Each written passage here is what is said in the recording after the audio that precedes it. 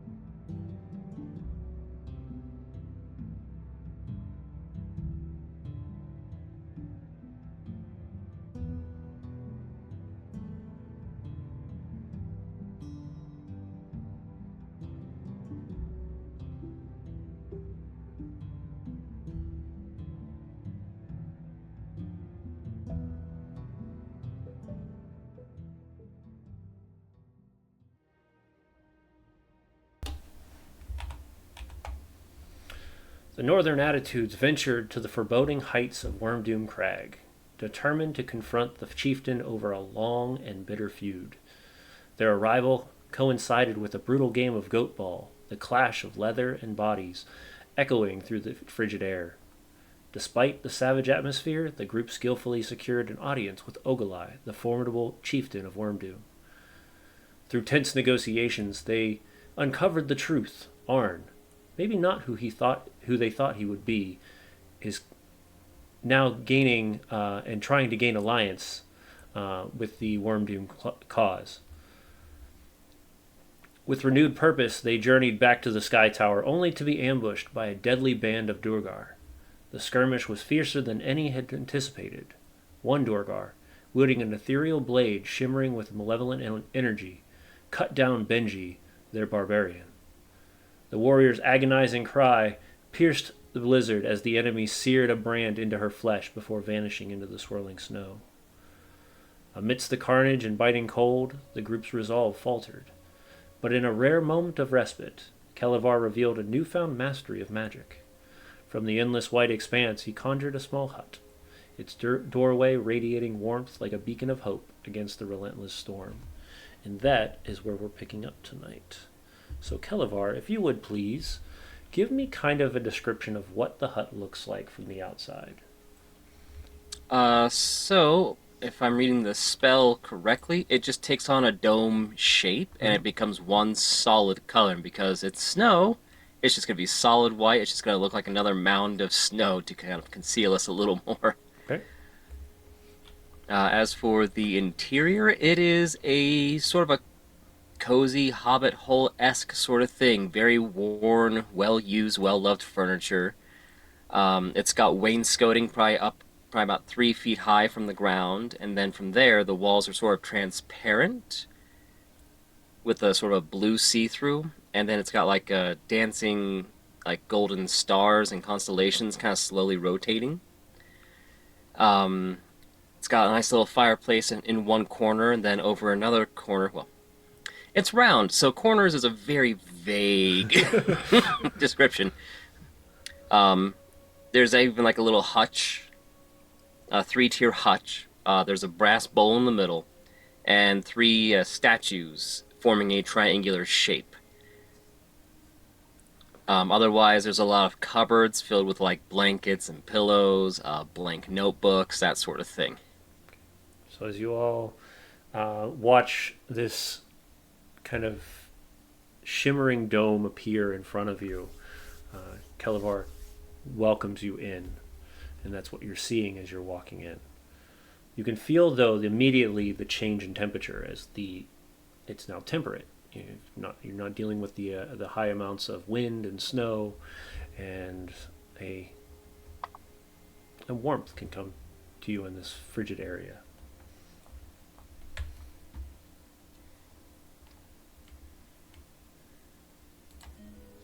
Oh, I'll ask, is anyone still hurt? Hi. I'll touch the necklace of Shantaea's blessing. My necklace of Shantaea's blessing. I'll hand Kelevar the mysterious potion I made from the Sky Tower. The first one? Yeah. Well, I'm going to hit him with a Cure Light Wounds First? Okay. from the necklace before he drinks the potion. Not that I don't have any trust in Aerwyna's wonderful alchemy, but just in case. All right. That should be... What the heck? What's up? Oh, that's not right. I clicked on first level, but it says 3d8 plus 3. Huh? I mean, look, I'm sitting at 2 hit points, so I'm not going to complain. It says You you try that cast it. again. It said it was cast at 3rd level. No, I'm casting it at first. Okay. Cure Wounds at... Oh, okay, that was from the last game. Okay. I was like, It must be Cure Wounds, Legacy, Cast Spell.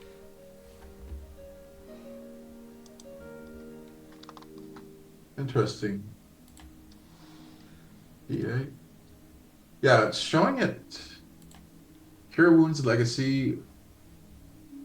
You know what? I'm just gonna roll a D8 Go for and it. Kelevar add 6. Okay? sounds perfect.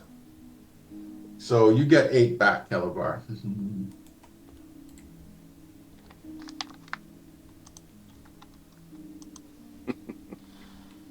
And I'll burn the last one from the necklace as well. Aerwyna, are you all right? Oh, I'm mostly fine. All right, because I already burned the you get another 11, Kelevar, Alrighty. and that's it. I already burned the big heal. Hmm. The where is it? Hang on.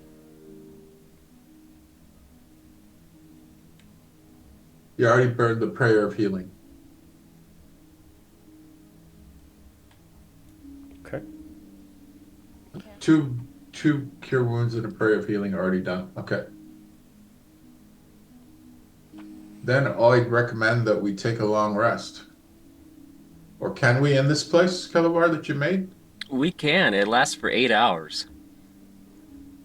Well, I'm more worried that fellow that got away might bring friends back, but I'm in no shape to travel. I don't know about the rest of you. Well, I can as go far out. as it looks, we just look like another snow mountain from the outside, so... If this weather keeps up, there won't be any tracks to find. I could go out and put a little bit more snow up too. If that would make you feel better, Ginjack.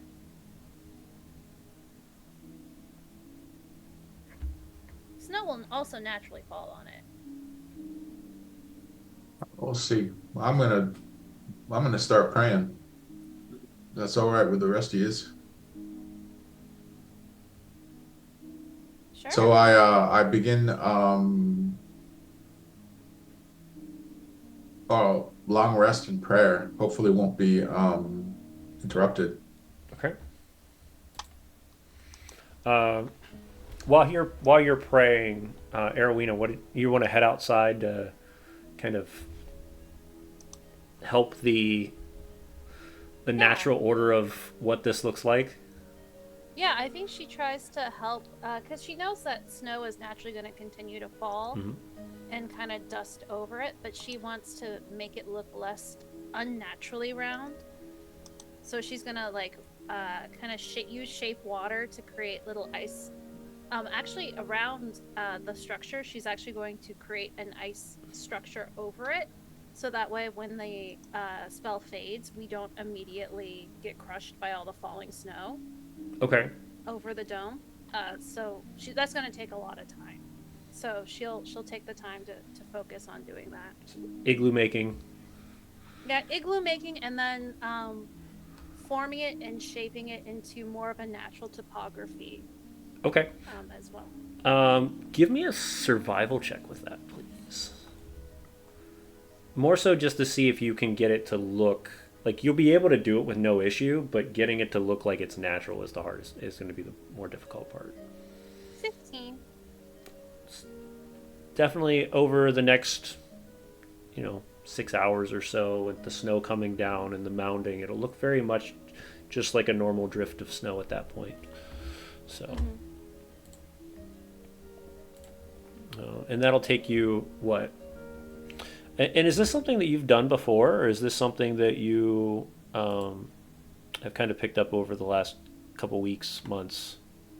I think she's used to her people, the Skimmerstad, the Druid Circle, creating structures out of seemingly just natural materials, and doing it more as a child. Like at home as a form of play, like her and Sturm creating like an igloo big enough for him, which was quite a challenge when she was only like 3 feet tall and he was 5 feet tall. Yep. So you notice that actually starts to show that perspective of this is much larger than you're usually building, but those skills do immediately come in play. You're like, okay, when I was this small and I had to build this big, this is what I had to do. Now I just kind of have to exasperate that a little bit. And slowly but surely you're putting block and block around this dome as it's sitting, it's presenting itself. Every once in a while giving waves and whooshes of snow to kind of just naturally pile around it so that it looks more like a drift than it does anything else.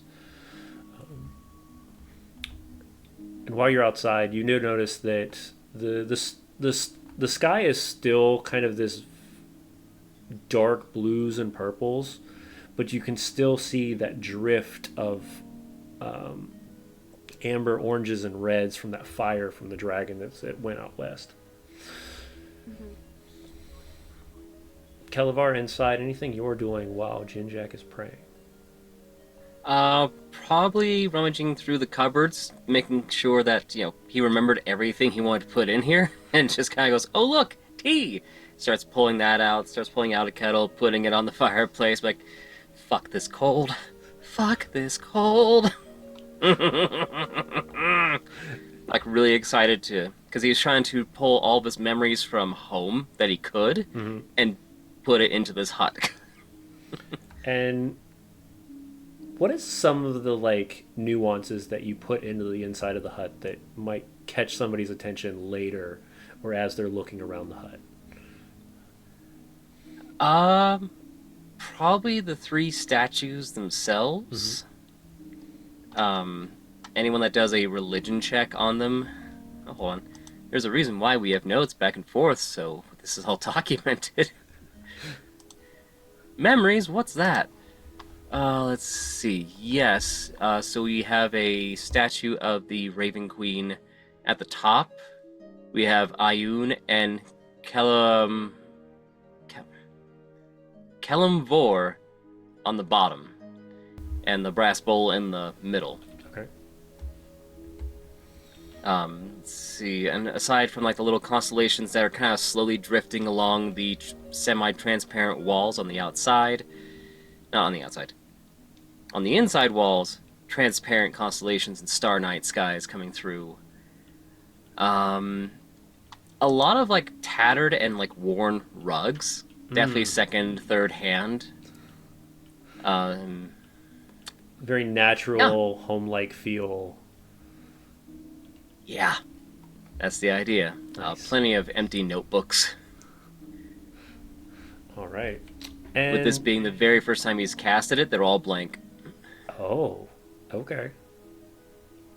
So as you write in them, that keeps for the next time you open the hut and whatnot. Yep. Be interesting. I'd also say that while the tea is brewing, he is going to take that brass bowl off the shelf, take out the one cigar he has left over from Jonat, that dwarf that we all helped kill a couple episodes ago, and just kind of say like a ritual, like Raven Mother prayer over it, light it, and then put the bowl back on the shelf and just let it burn. So there's going to be a weird, like, acrid mixture of freshly brewed tea and nasty cigar. Ah. Aerwyna is glad she is outside. Does Ginjack notice him praying to the Raven Queen? How aggressive are you? Like, how direct are you praying at this point? You know, it's about as intense as a casual Catholic prayer. Okay. You know, it's not like, oh yes, I must lay out the ritual circle and light the incense. Like, no. This is like the the quick little Father, Son, Holy Ghost kind of thing. Got it. So, how are you deep in prayer, Ginjack, or are you more kind of aware of what's Just going resting. on? Just resting. Yeah, I'm just resting. I'm just getting ready for a long rest. Okay. All right, I'll take up my mace and I'll beat him to death. In my mind, and then I pause. Anyone, it's we're polytheistic. People can pray to whoever they want, however much they want. I just keep leafing through my book. You do smell that Under my pungent breath. smell of the cigar kind of gathering the fumes within the small hut. I do murmur under my breath, "You're wasting your time." Would you like I like to roll perception on that one. That's perfectly fine. Go for it.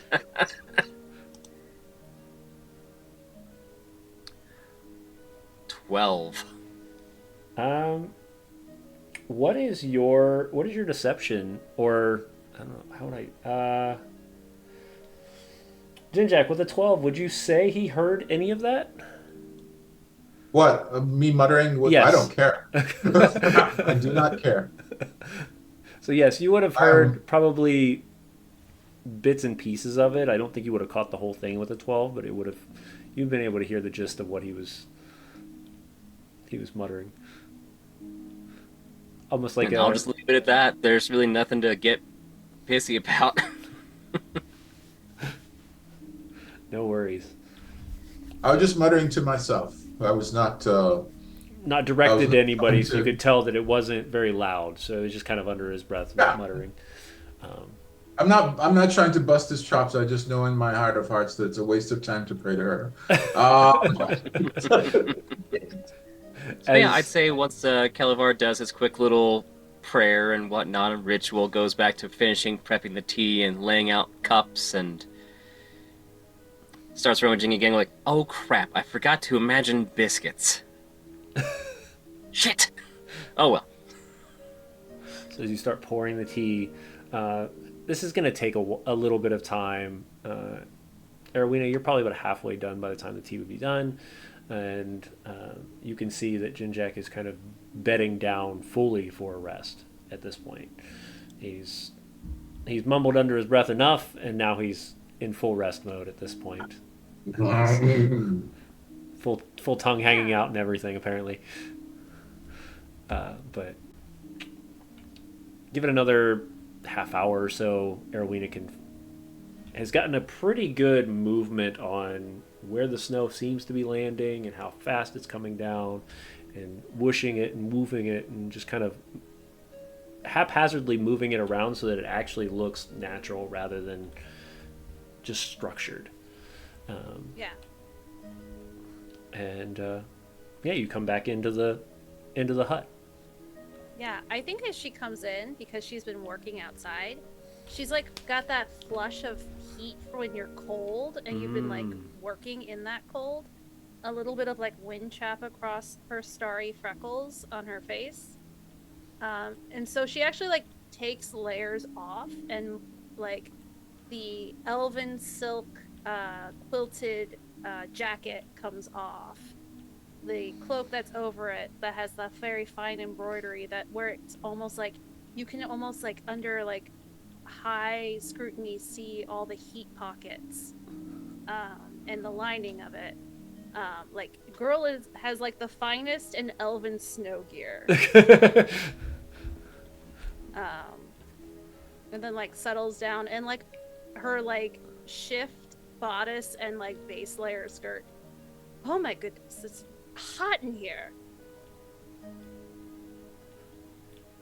I would say that Kelevar at this point is like visibly like flushing himself, just oh god. It's just warm in here. It's the idea. You know, snow sucks. Yes, but we have magic to deal with this. I know, we're sitting in it. I mean, I guess so. Guess that's true. And it's like, it's not like she's underdressed. She's still got layers on. Mm-hmm. But like, yeah. Just not the 5 layers that come with living in Icewind Dale for as long as you have. Yeah. There's just less than Kelevar was expecting. So anyway, he just kind of slides over a cup of tea before he'd be like, here you go. Just, yep. And just still turns a little bit away, awkwardly sips his own tea.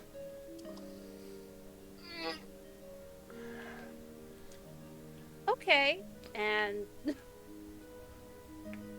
we'll sip at her tea.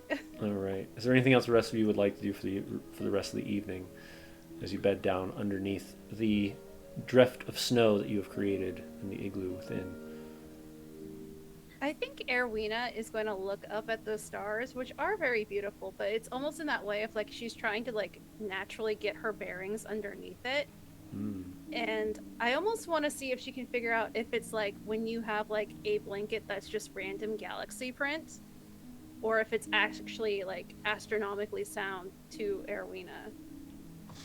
So here's a question: is that the case? And if it is the case that it is astronomically sound, when are you dedicating this to be?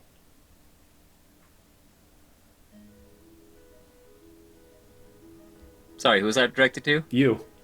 Oh, okay. I was like... So you said you have the astral look. Okay, so because Kelevar is not astrologically inclined, you're probably looking at a recreation of like childhood astrology books, to where it's like, the constellations, the main ones are there, but accuracy is questionable. Okay. Okay. Perhaps if he learns more over time, it'll become more accurate as he recasts his hut. But for now, it's like, yep, that's about as good as a 4th grader with a piece of paper looking up at the sky. I think Aerwyna looks at like it's close but not quite right, and she's gonna pick the polar bear, Okay. or what she calls the polar bear, and she's gonna start giving you like gentle notes, like you know the way like a teacher or a park ranger would give you for trying really hard, like yeah, you're really close, but like it's a little bit further that way, And then if you look really deep into the night sky on a really cold and dark night, you can actually see these little clusters. And she actually starts minor illusioning and like adding to it, like that little bit of like extra like depth. Like you're so but if we look just a little deeper, like on a clear night in Icewind Dale when there's no northern lights, no moon out, a rare night, like that depth. And she starts adding like that extra layer of complexity to one area. So picking this one spot in the constellation grouping that you have, you start to see little extra lights of flickering starlight kind of start to appear and give that depth that she's talking about. Just for reference, in that one small area of the constellations. Now, out of curiosity, is this like full on like autistic hyperfixation of like, ooh, ah, sharing thing I know, ah? Yes, but it's almost like that deeper, like also like where it's cultural. So it's like her sharing just a little bit, and she like there's a moment where she goes, and don't worry if you've never noticed them. Like my mother can see them, but my father can't. Yeah, I'm sort of a city boy, so I wouldn't even seen half of those. Yeah, no, it's okay. When these horrible storms are over and we can get more of the view of the sky, I'll show you. Sure, I like that. And he'll just kind of go grab one of the blank journals and start like making notes and trying to copy what you've done up there so we can remember for the future. So we've corrected Polaris out of the hundreds of constellations that he's drawn out. Yeah. It's awesome. And that's the spirit I summoned, by the way. The polar bear. He's like a infinitesimally small piece of that. Wait, you summon a star? In the form of a bear? Yeah. Like it's hard. Humphrey, give yes. me Kelevar, give me a perception check as she says that. A what now? Perception check.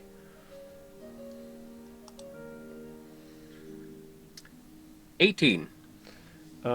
Is there anywhere on your hands or your arms that you would show those constellations, Aerwyna? I think it's mostly on her face. Okay, so that's where you would notice them. Constellations. So you would actually notice like very well drawn constellations on both cheeks of her. What originally looked like freckles coming from the cold. Now with a little bit more of an understanding of who Aerwyna is and that like deeper look, you can actually see that there are actual constellations around her cheeks, not just freckles. Okay, I'm gonna drop this one. As he's like looking at the freckles and like really trying to get a good grasp and trying to understand that those aren't just freckles. Eventually he'll catch her eyes and go, wow, your eyes really are like sapphires. Go back to what is a sapphire? That is an excellent question. I will have to conjure one up next time I make this hut to show you. And just back to...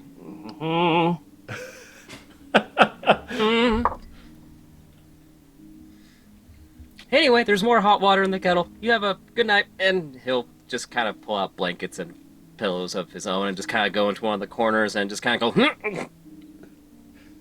And for... I guess I'm on watch. It's a hut. There's not much to watch. Okay. But you hear those words come out of his mouth and he kind of bundles back up and it's just you sitting there inside the hut by Kelevar's hiding from you and Ginjack is completely out cold. Every once in a while you hear a snore or startle, depending. And it's quiet. It's very quiet. Much quieter than you've been around in a long time because you're not even hearing the sounds of the wind and the outside.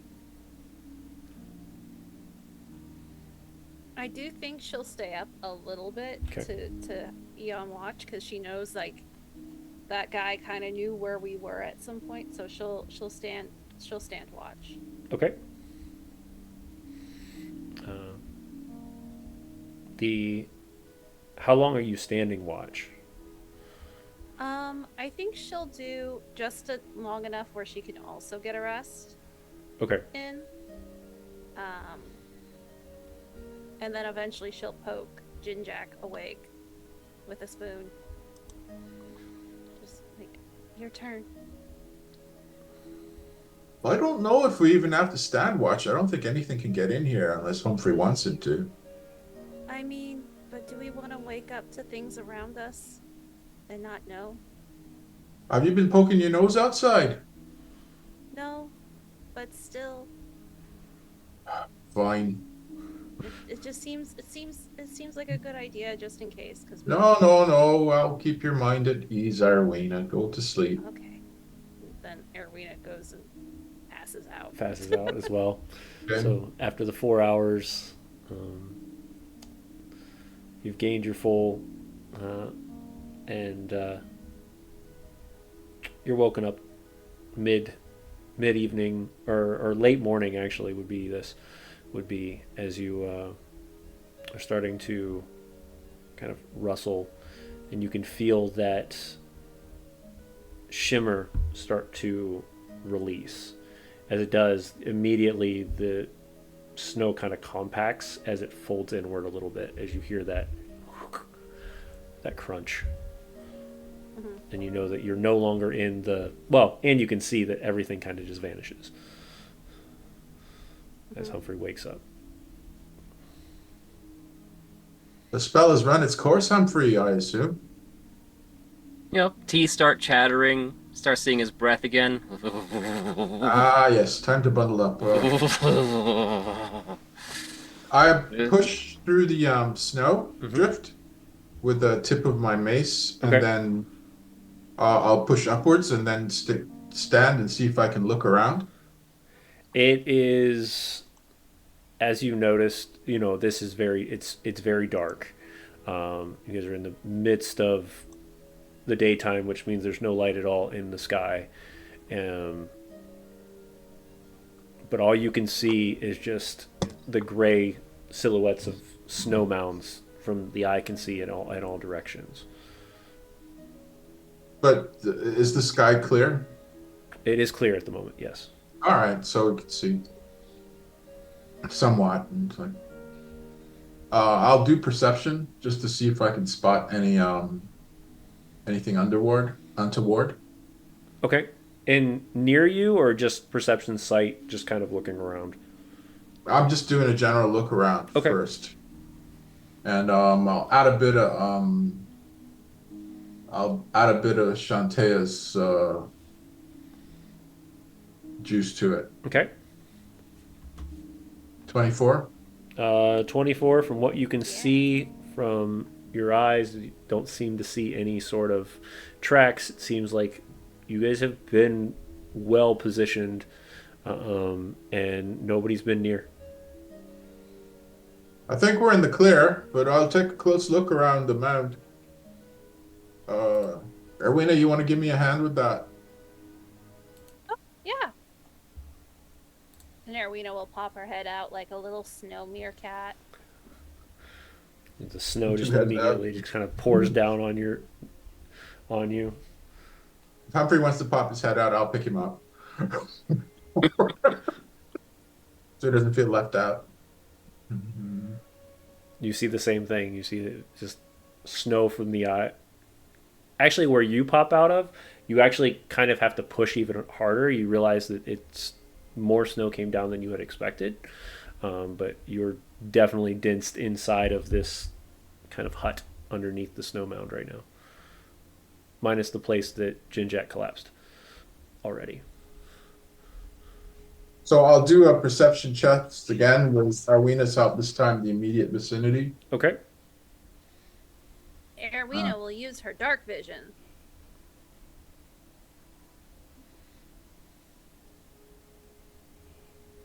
This one's a 16. With Aerwyna, Aerwyna, are you rolling as well or no? Oh, sure. Oh, if I have Arena's help, I have advantage, right? Yes. Okay, I'll roll again. Or it doesn't matter if you just want to do it yourself, Arena.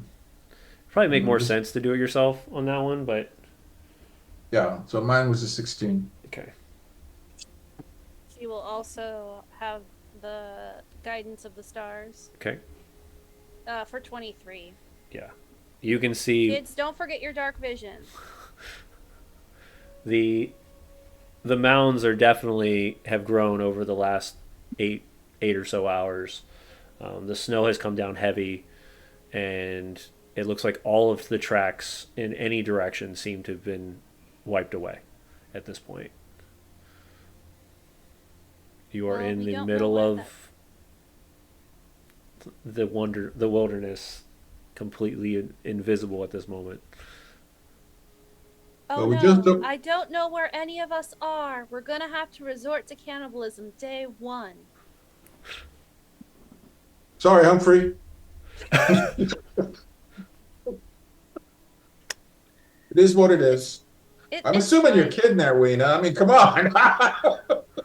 I've led you guys this far. I know, Should but know I can better. cook, but I'm not cooking that. I mean, come on. And besides, somewhere underneath this snow, there's also all those other dead bodies of all those horrible monsters we could eat if we had to. I don't think it's a good idea to eat weird monsters. We'll do it in a pinch, but hey, you know, spice can only go so far.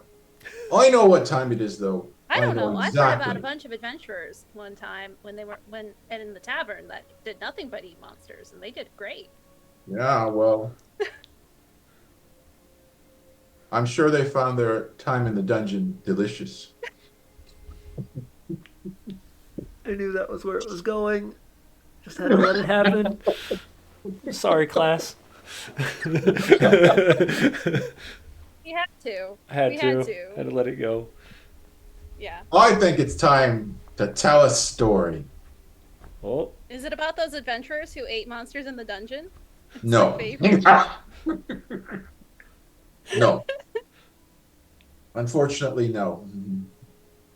Unless you want me to make some shit up. But I have a story from the root, the Book of Shantea. Long time ago, on the Titherian Peninsula, near the ghost-haunted city of Velen, there was a quiet little hamlet named Parsnip on the Green.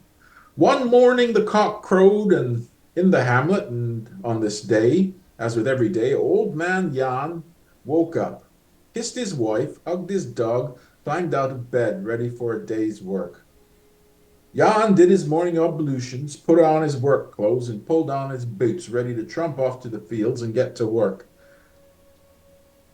As he walked out of his house, he had an odd feeling. Looking over his shoulder, it was very plain to him that something was off.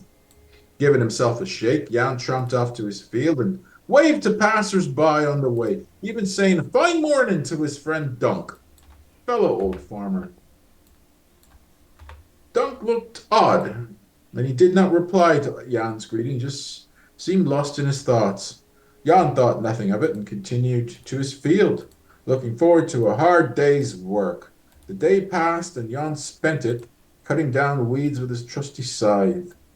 Day's end, he still had that odd feeling, like he was being watched.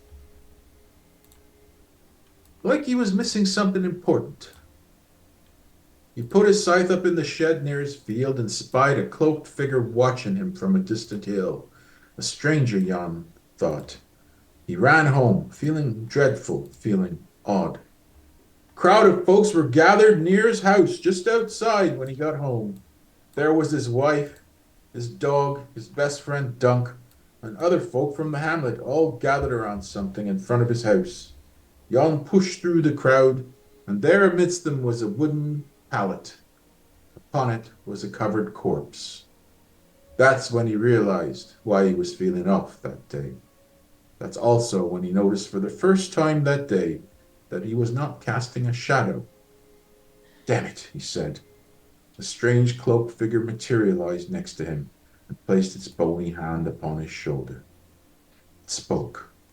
You're in such a hurry to get to your day's work. I missed you in the morning. Never mind, Jan. Your work is done. So old Jan sighed and death took him away. There's such a thing as working yourself to death, but Jan had figured out how to work himself well dead.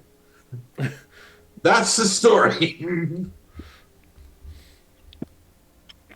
Everyone gets... Hang on.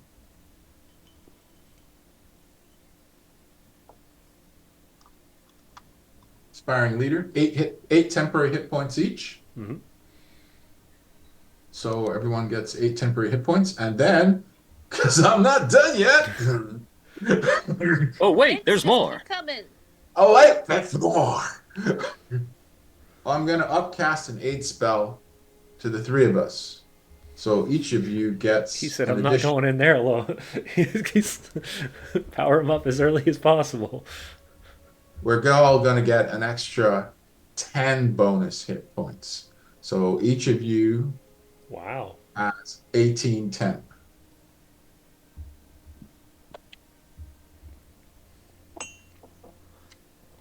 And just a reminder that the aid spell, I believe, can be healed up to those points too, correct? Yes. Although hasn't been as much an issue, but it can be. Hang on. There we go. So casting it. Bam.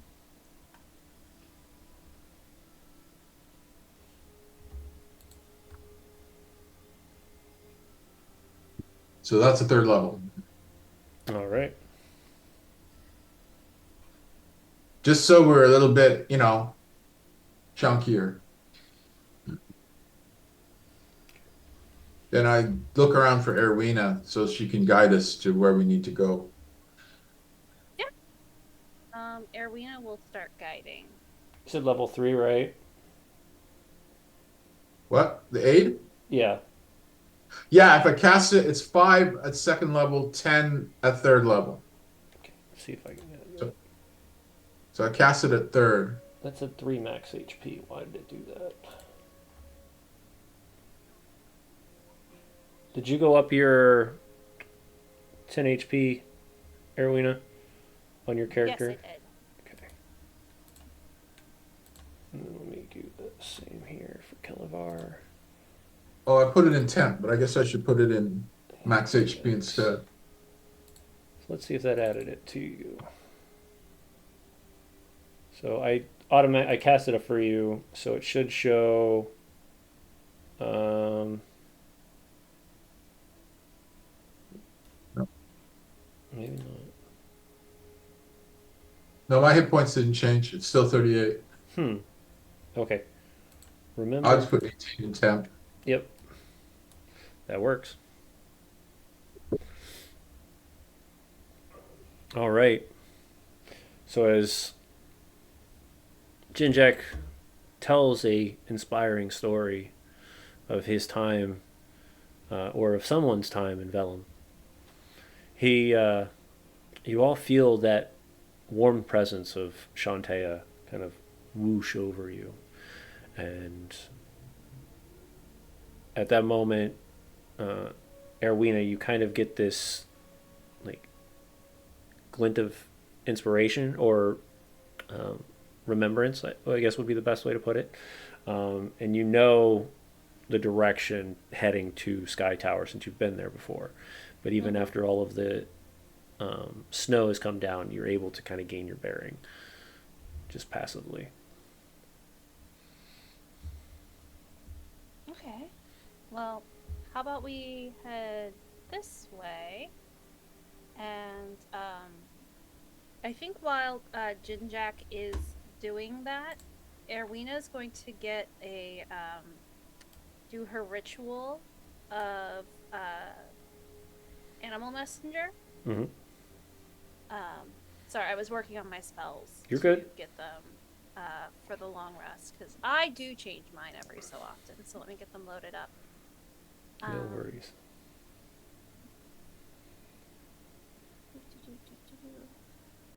Spells start import.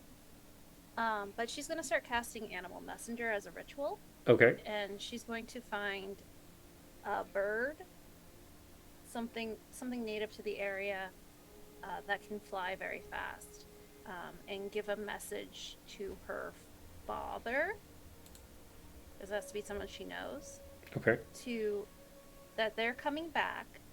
Things may get hairy, and his one job is to get all of the Kerkoneg captives out.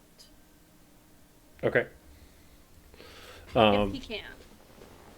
If he can't stay in place and barricade in. Okay.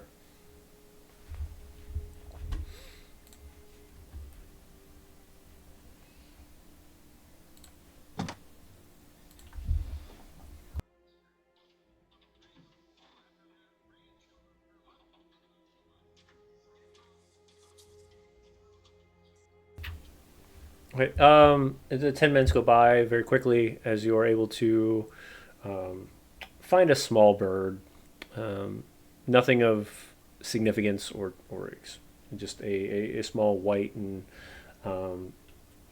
brown feathered bird kind of picks at one of the pieces of the ground, as you can see it nipping at something on the ground.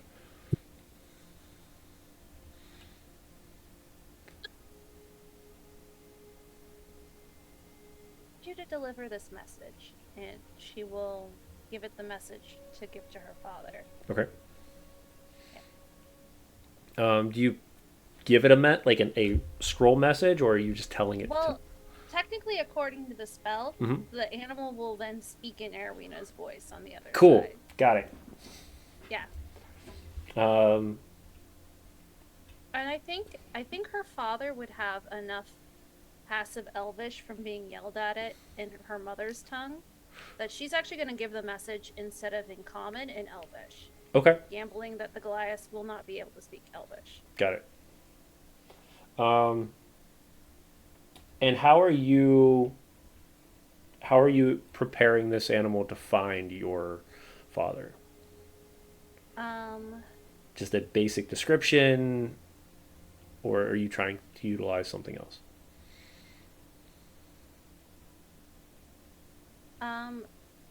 She's gonna tell it to look for her father. He's a human man who should not be there. He will look very different from the Goliaths.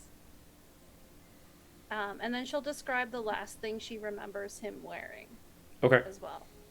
And that he has boring brown hair and boring brown eyes. And just hyper describes her dad. Yeah, hyper description with very boring direction to this whole thing. If he looks interesting, does not it's stand not out. him. Every once in a while, you'll see nods or or shakes as it tries to pick up these different little features. And then you point a direction, and this thing takes off. Just flutters away.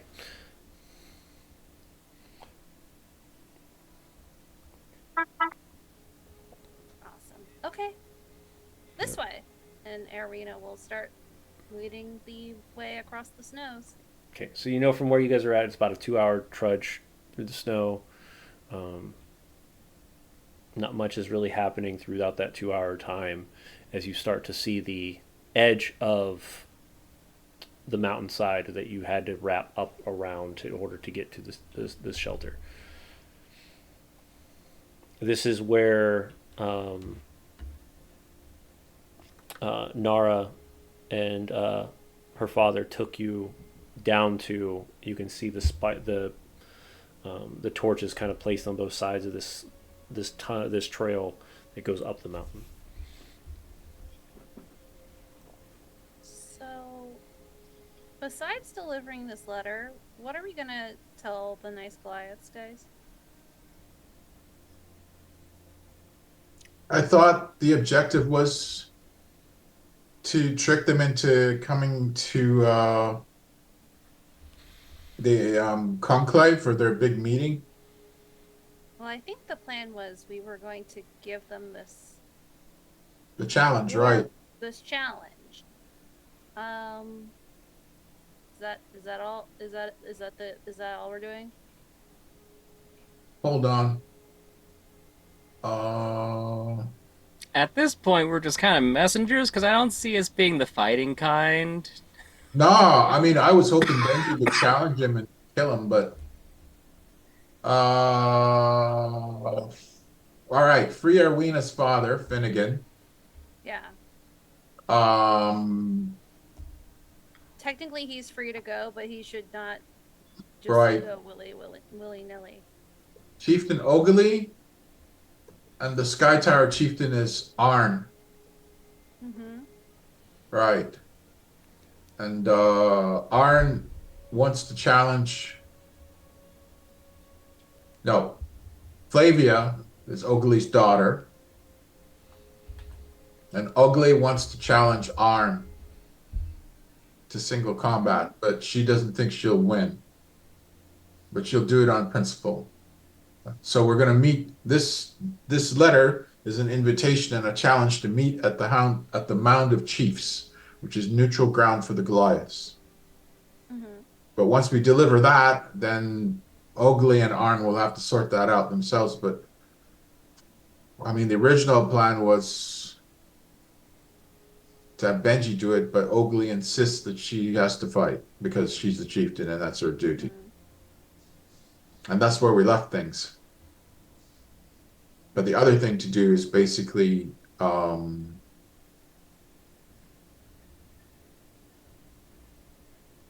I mean, really all we want to do is get rid of Arn so that our original plan, which is basically stop the Goliaths from attacking Caer Konig, right? And get the Goliaths to unite,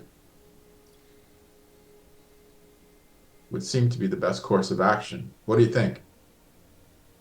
I just am slightly concerned that when we give him bad news, he's going to give us worse news called death. Oh, you think he's going to try and kill us? I mean, there is a saying of "do not shoot the messenger." I've heard a couple times. I think it doesn't apply to stabbing or bludgeoning or Well, I throwing don't off think we should cliffs. have too much to worry about. If anything, he'll be interested. Mostly, he'll be interested in the things that he would be disappointed with. We can't really. We'll just tell him that Kastle disappeared because he's going to be curious as to why she didn't murder Ogilvy like he wanted her to. We could try and sell it as his way of consolidating power between the two tribes if he wins. There is that. That we negotiated this in his best interest because then he can seize power. Yeah, but at some point we're going to have to go back. I mean, after we deliver this note, this is what. We have to go to the mound. Yeah, we have to meet them at the mound. But honestly, there's this giant iron dragon that's tearing its ass across Icewind Dale, right? And we might want to. We're going to have to deal with that at some point. Yeah, we definitely are. I really hope it hasn't burned my village to the ground. With my luck, it has. Odds are, if we go high enough on that, we're high enough in the mountains where we can see. Yeah, so we'll look from there. I think it also kind of erupted from Sky Tower, so we're gonna have to check that out too. Yeah, I mean, it's Arn's mountain that it broke out of. Yeah, so we have to go there anyway. Well, I feel a lot. Well, all right. Wishes may be fishes. We ain't got nothing. So let's go deliver the letter and play it by ear from there. Wing it a little bit and say it's a good thing for him. Just sell it. Sell it as a good thing for him. Okay. The important thing is Ogly and Flavia are aware that he's a treacherous bastard, and odds are, if we can't help him and they're refusing our help, then worst comes to worst, we'll let the Goliaths sort themselves out, and we go chase that dragon down. Well, except the fact that if Arn wins, he's going to continue to kidnap the people at Kirkonig. If Undoubtedly. you have a solution to that, I'd like to hear it. He doesn't win. And we make it so. Ah. Yeah. Look, we can't fight with Oakley, but we can sure juice her up before she goes in. This is true. I could tell her a story. Make sure she eats all of her knucklehead trout. We could tell her stories. It's a good idea. I can tell her a story, give her some aid. You can do your whatever it is you do, and Kelevar, he could sing for her. Mm-hmm. And do whatever it is he does. We can give her at least a fighting chance. There is that. And if her daughter has managed to get a hold of the diamonds I asked for, I can actually bring her back to life. It's true. Death is but a temporary inconvenience sometimes, hopefully. Most of the time. Most of the time, it isn't. But Yeah. But the Shantae has given me the blessing so that I can bring the dead back to life, and I haven't used it yet. I'm very nervous. Kelevar, any notes on this plan of lightly tipping the scales in a favor that we want to bet on? Not really, no. It's Okay. they gotta duke it out, and we hope for the best. Oh no, we don't want to hope for the best. We're gonna make it the best. We want Oakley to win. Just a very exhausted Benji kind of just drags her sword behind, just keeping up with the party. We know, Benji, that you can kick his ass. We know this. We know it. We want to let Oakley have her time to shine. Yes. Well, I've no doubt that Benji's invincible. Mostly. All right, lead on, Aerwyna. We're following you. Up these awful stairs. I hope you like stairs. Just hear a very deep sigh come from Benji behind. As you hear one just dragging the sword behind her as one hits the stair each time as she just slowly crawls up the stairs.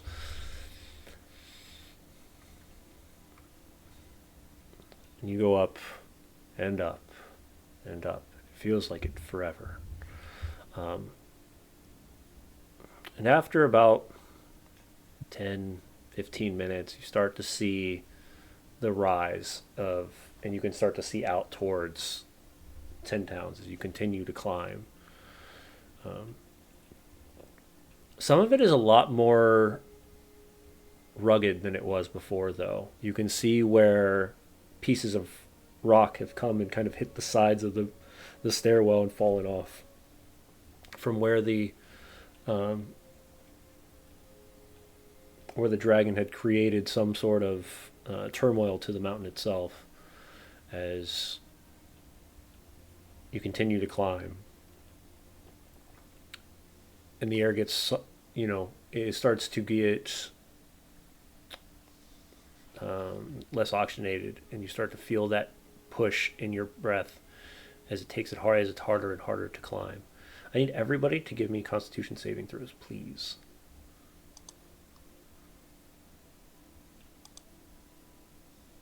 And does anybody in here have medicine proficient with it? Not proficient. Okay. Heck yeah, not 20, baby. Okay. Ginjack, you can just feel your lungs very tight right now.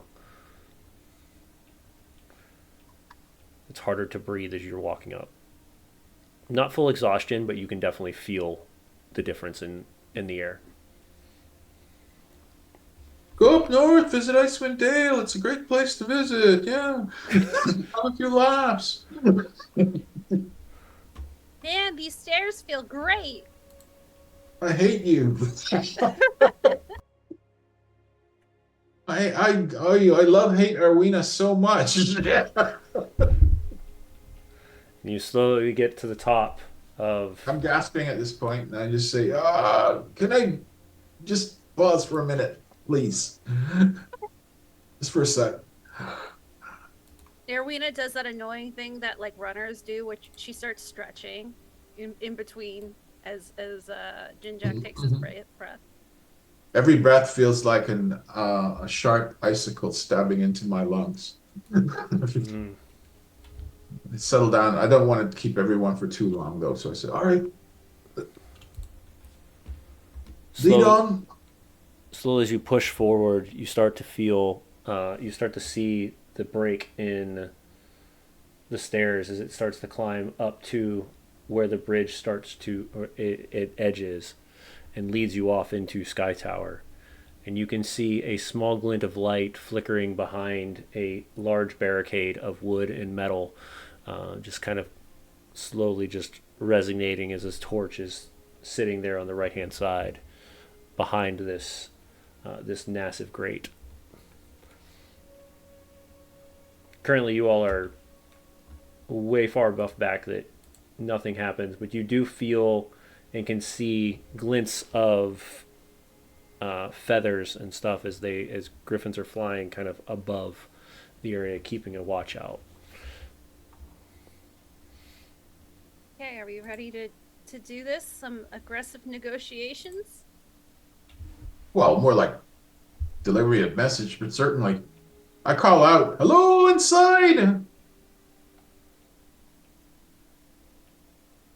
No word.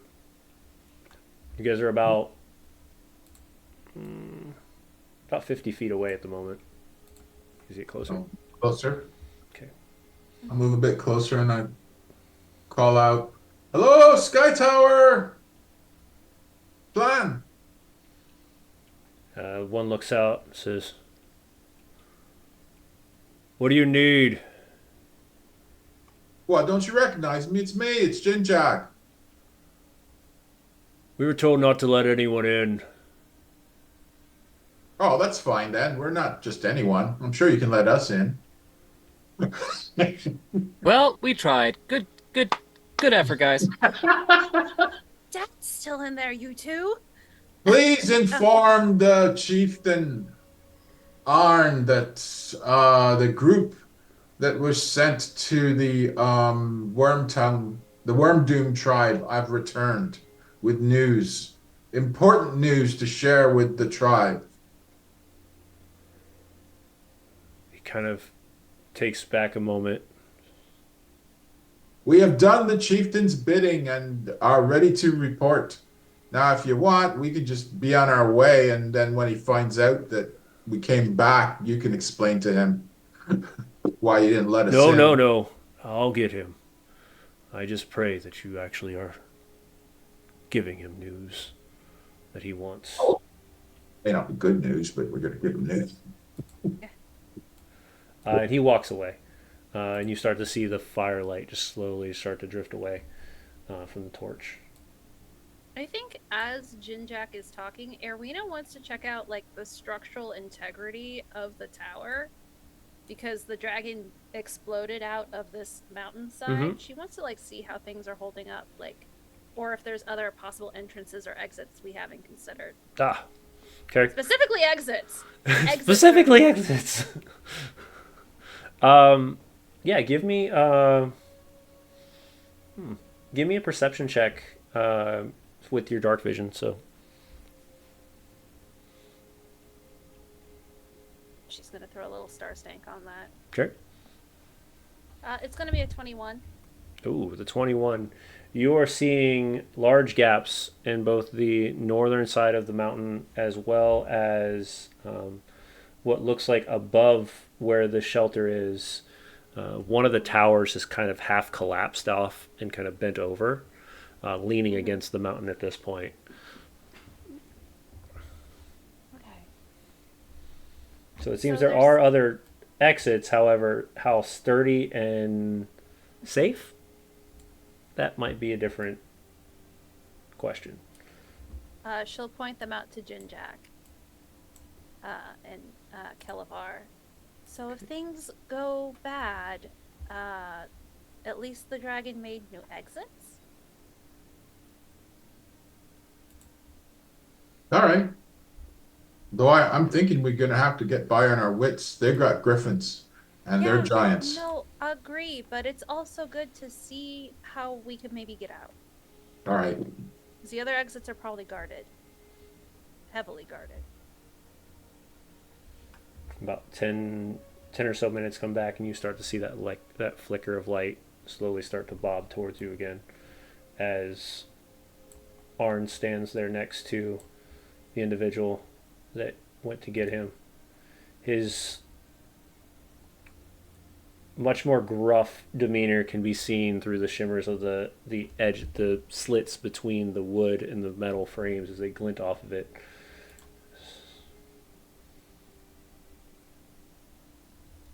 It pleases us to see that you have survived, Chieftain Arn.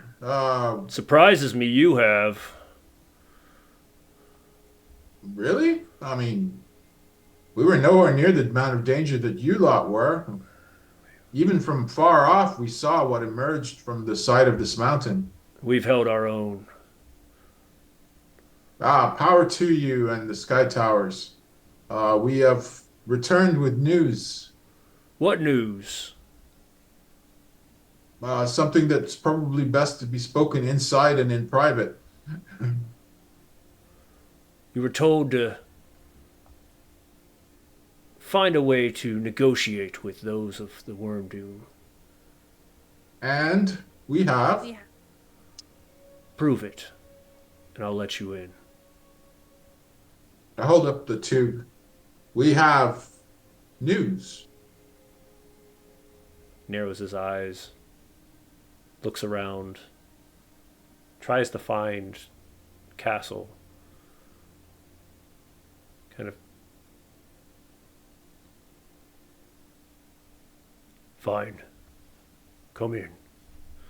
And he grabs the gate and kind of starts pulling it to the side. And you can hear the creaking of the wood and the metal as it scrapes against the stone itself, leaving a small gap right here in the edge of the mountain as you walk in. All right. Do.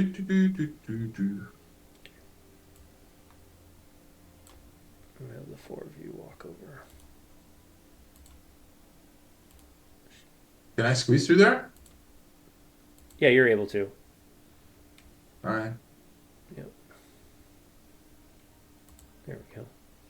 As you all stand there, Arn is placed he has a large great axe on his shoulder. The other one has a javelin in one hand. We can't be very careful right now with what has come out of the mountain. No, and actually, what message we do bring, although maybe unexpected, is actually good news, I think. It just takes the right perspective. He narrows his eyes at you. What do you mean by perspective? Ginjack, give him the missive.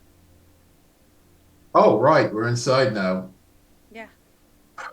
I hand him the message from Ogilvy.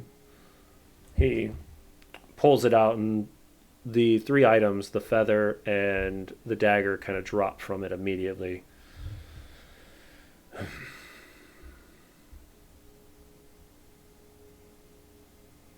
She thinks she can defeat me in combat.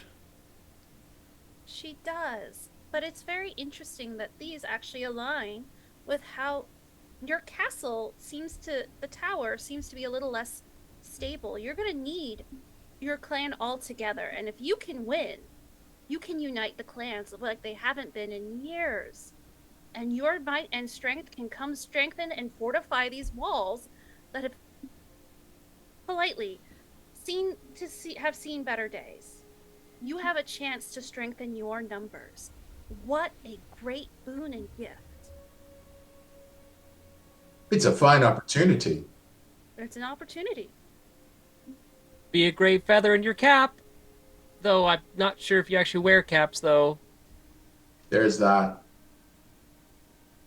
I have it on very good authority as well that he has no confidence of defeating you. And I say this truthfully.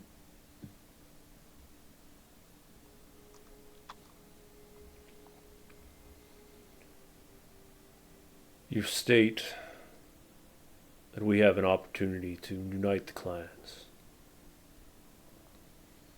Based on your expectation of what you have seen,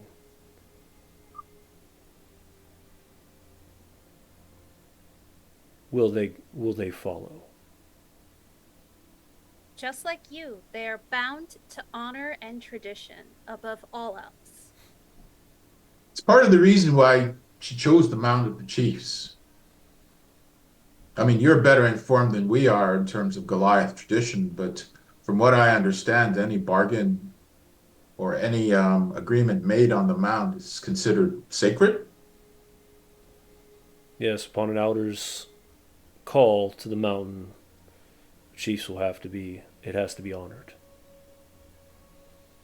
Well, then, maybe you just answered your own question.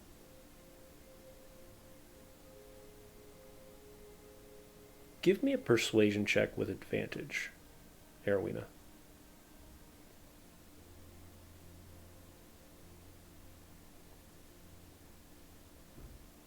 It's going to be a solid 22. I like this. This will work. And I will unite the clans under our banner.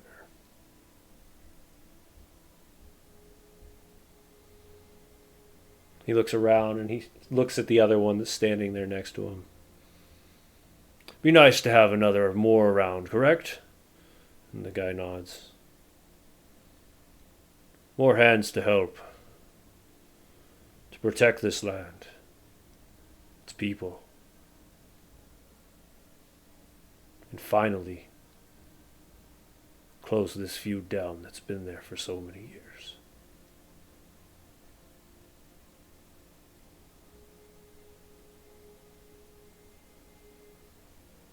Well, you believe that we can win. You see that there's no way that we can't unite the clans this way. Then I accept her message, and we will take a small group to the Mound of Chiefs and meet her in combat. Neat. So we'll meet you there. It will be a personal invitation from us. Wonderful. Just as an aside, I don't suppose you could find it in your heart. Actually, no, you already said that he could go, right? Yeah. Oh, right, but you only said Finnegan could go, not the others.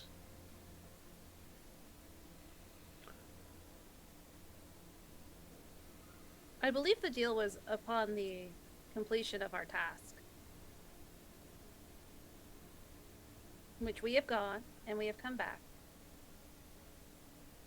So regarding the progress on that, could you find it in your heart to let all of the Caer Konig folk that are currently your guests go My home? guests have been very helpful lately.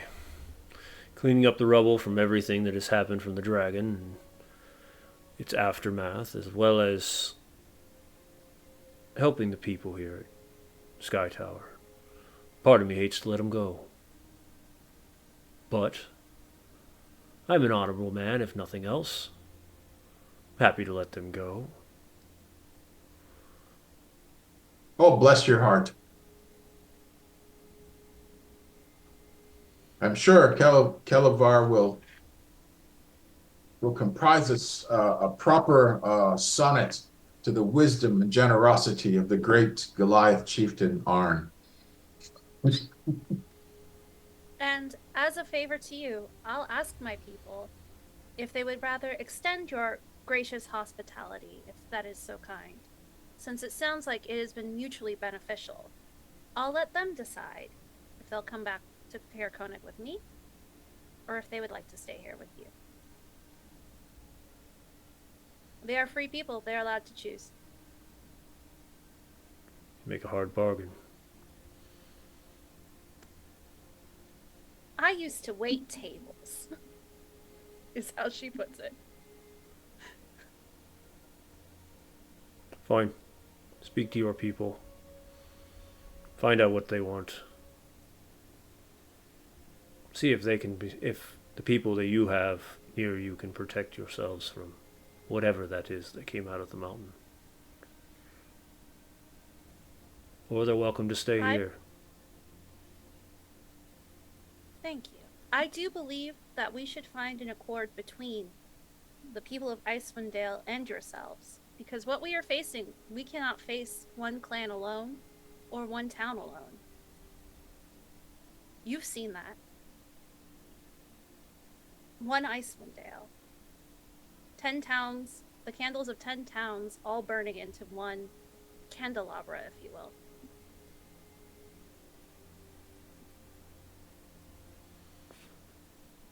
I'll return to my quarters, speak with your people, find out their decisions. If they like to leave, make sure they're gone by tomorrow. Will do. And Aerwyna will go look for her dad. And he kind of places the show and walks past you very sternly, doesn't seem to react, and just walks deeper into Sky Shelter. Now you know that most of the Kerkonig people here are staying on the other side of the feasting hall, kind of split between a few of the Goliath are in there as more protectors and bodyguards or guards in general, but most of them are from Kerkonig.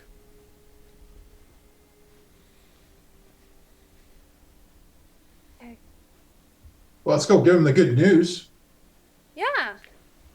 She's gonna go search out the her father in the group. Okay. / whoever looks to be in charge of the Kerkonig kidnappees.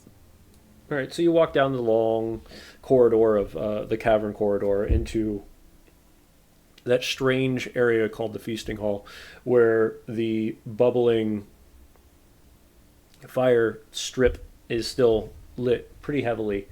Some of the Goliaths give you looks as you walk past. Nobody seems to really give you too much of a concern. And you pass by into what seems to be just a dozen to 2 dozen sleeping bags kind of laid on the ground in haphazardous ways. You do notice that like 3 or 4 of them are empty out of the rest that are in there. But immediately you hear this shriek of excitement as you kind of come around the corner, as your father, in this very quivering voice, you're here. Yeah. And we have good news as opposed to bad news, which is always the best kind of news. They said if you didn't come back, we wouldn't be able to go. Uh-huh. But you're back. Yeah, we're back. And you brought friends. And a new friend. And she'll motion over to Kelevar. He was here last time we came here, wasn't he? No. Oh, no, he wasn't. No, he wasn't. No. But I met your dad before. I had tea in his house. Yeah. New friends. So you guys are allowed to leave. Your host has said he is kind enough, and she says it in like that way where she's saying the polite thing, but he is kind enough to extend his hospitality if you don't want to brave going back to Kerkonig. But you are free to make that decision of your own accord. Oh, but if you are leaving, you have to be out of here by today. Yeah, before tomorrow morning. Otherwise, he's going to assume you want to stay. He kind of looks around. He goes, how are we going to get back? It's a 3-day journey.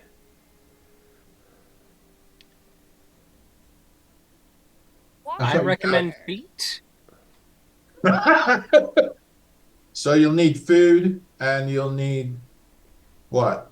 Heavy clothing? Food, heavy clothing, protection. you kind of look around and you can see these are all town folk. I mean, you're talking bakers, woodcutters, fishermen. I think Aerwyna is going to sit down on the floor and she's going to cast another animal messenger. Okay.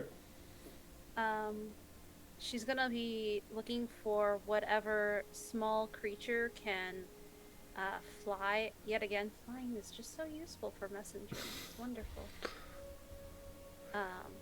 But she's going to cast as a ritual this animal messenger, and she's going to ask for help from Sturm in his new polar bear life and his new guardian as well, to bring her people back home. Somebody who knows the way, that she trusts. Okay. And knows will do the right thing. How many of them are there? Total of Kerkonigians, I don't know, the people of Icewind Dale. 14.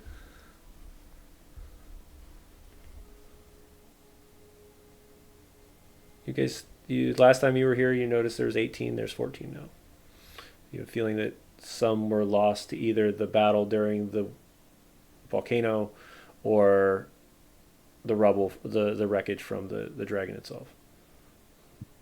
Well, if worse comes to worse, if they decide to hoof it, I can travel with them and cast my little hut dome every so often.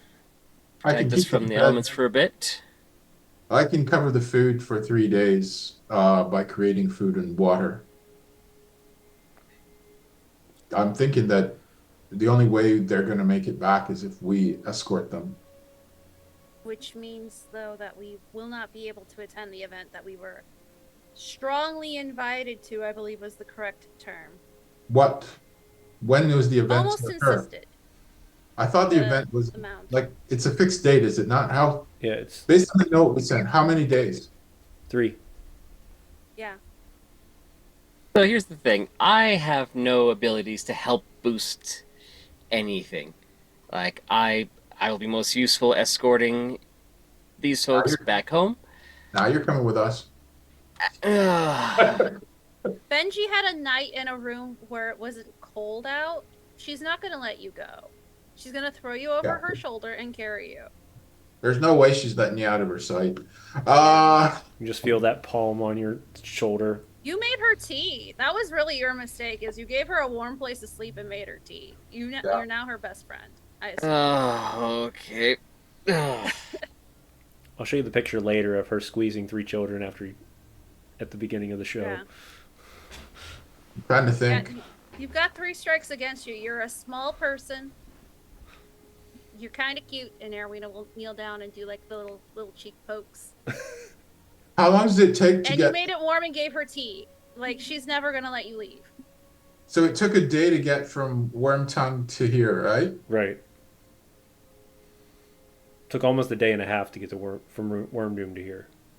Wormdoom, we sorry. Also took an 8-hour rest, which did not help. We took an 8-hour rest. It takes 3 days to get back to Kerkonig. That's assuming that we make good time. It'll take longer, as these are townsfolk. Well, we just asked the chieftain if but we can't miss. It's catch-22. I mean, we have to be at the mound to make sure Ogilvy wins. Well, is the mound on the way? Taking them back home? No.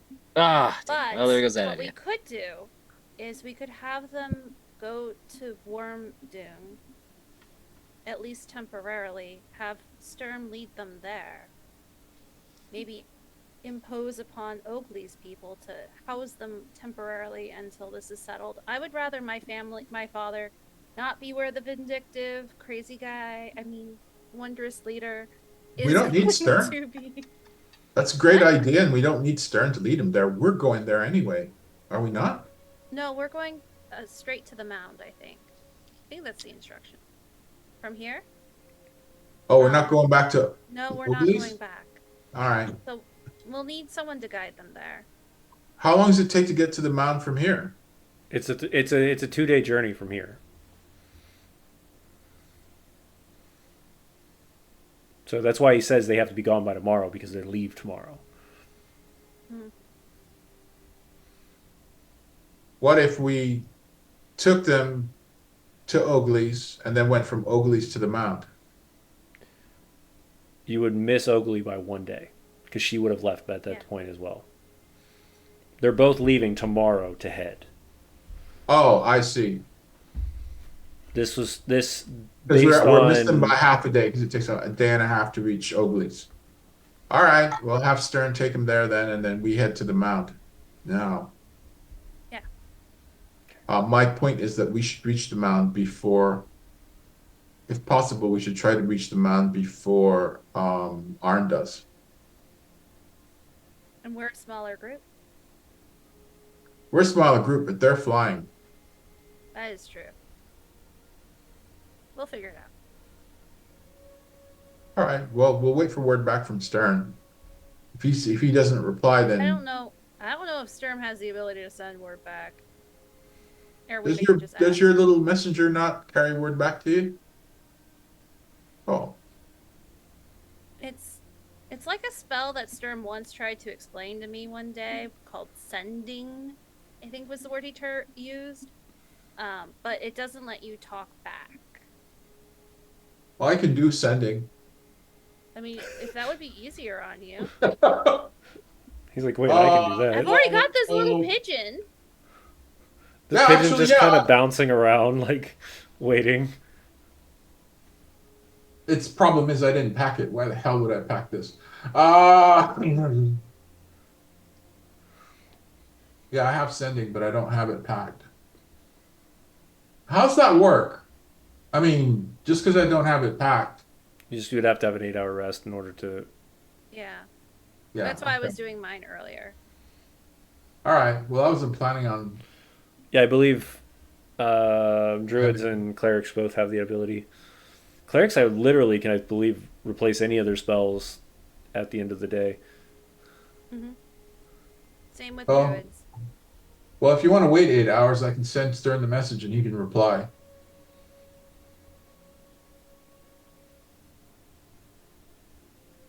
And as soon as he replies, we're out of here. Well, I guess we could. And if we're lucky, he might What show then? up while we're waiting. That's true. I'll send my word now, and then in 8 hours you can send your message. In that 8 hours, we'll get the people of Karakonic ready to go. Right. And Where are we going? you're gonna go visit some other nice Goliaths, the nice Goliaths, Not the bad Goliaths. not the bad ones. Sturm's gonna take you there. Sturm would never take you anywhere not safe. I mean, other than that one time. Yeah, well, maybe you shouldn't have had a boys' day. That's what happens on boys' days. You didn't invite me, and that was on you. That's egg on your face. Fine. Literally. Yes, I know. He said, let's go play around in the forest, and then hit a tree, and then, they on my head. Yeah. Yeah, then you literally had egg on your face. Yeah, I That's know. how it happened. You're too much So, like your mother. Here's what. Yeah. But we're gonna send you with Sturm because I think he's closest. I'd send you with Mom, but who knows where she is right now? Who even knows? Based on the day and the year, time's weird here. Ever since the Frostmaiden removed the sun, she's probably to the north, maybe, if I remember correct. But it's We been saw a while. Sturm like a couple days ago. He's probably closer. Maybe not super close, but closer. Why didn't he come with you? That's a good question. He's now got a new job. He's been promoted, but he will take time. We know he will. Okay, and you want me to make sure that these people get somewhere? Yeah, we're gonna make sure that you get to the nice Goliaths. instead of staying with these mean ones who will definitely not let you leave if their brave leader unites the clans. Oh. They might let you out from there, is the thing. They are nicer. Right. And if not, at least you're in the place where the nice Goliaths are, not here. And it's also very warm underground. All right. Well, I'll talk to the others and make sure that everybody's ready. Okay. And he kind of wanders off, fidgety, packing his stuff up and gathering his things and starting to talk to the others around. You can start to hear the rumors or the murmurs kind of going back and forth as everybody's getting ready to head out tomorrow morning. Before tomorrow morning. Right. Before tomorrow morning. The bird takes off out to go look for what you have described as Sturm in one of his two forms. Mm-hmm. I spend 8 hours praying for ascending. Okay. Aerwyna will spend the 8 hours preparing the people of Caer Konig, for their trip. Okay. Kelevar, are you doing anything, or are you just bedding down as well? Just bedding down. Okay. Not much for him to really do at this point. About an hour and a half in, Aerwyna, you get a kind of like tap on the shoulder, and then immediately your mouth is covered by a big hand. It's okay. It's just me. And you can see the teenage girl that was messing with Kastle when she was here, Nara. Mm-hmm. You can see the 3 braids that come down her head, at the side of her head. You all need to leave now. We're working on I it. was sneaking around and I heard something. I'm concerned. What did you hear? The other chiefs or the other elders, and they're speaking of the fact that what you were supposed to do, you didn't do. But I don't know what you were supposed to do. It wasn't instructions given to us.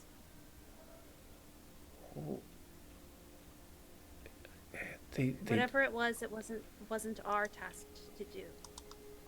We did ours. But I don't think they like that. Well, them's the breaks. Unfortunately. We need to get you out. They should have asked the whole group. We need to get all of you out now. Okay.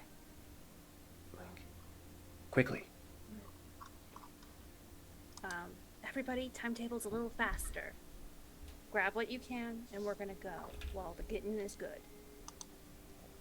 I'll direct you down the path. We need to get you all out and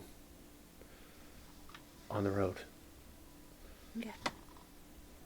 My dad's gonna kill me if he finds out I'm doing this. My dad just yelled at me and told me I'm just like my mom. You're not alone in this today. All right. She kind of gets this little like almost like devilish grin, like I'm being rebellious, but I'm at the same time I feel like I'm doing something right. Mad he has to go out in the snow and he's not ready yet. It's gonna be really funny. You start to see as everybody starts to kind of stir and move around, and then noticing your difference in tone and the requirement that you're pushing.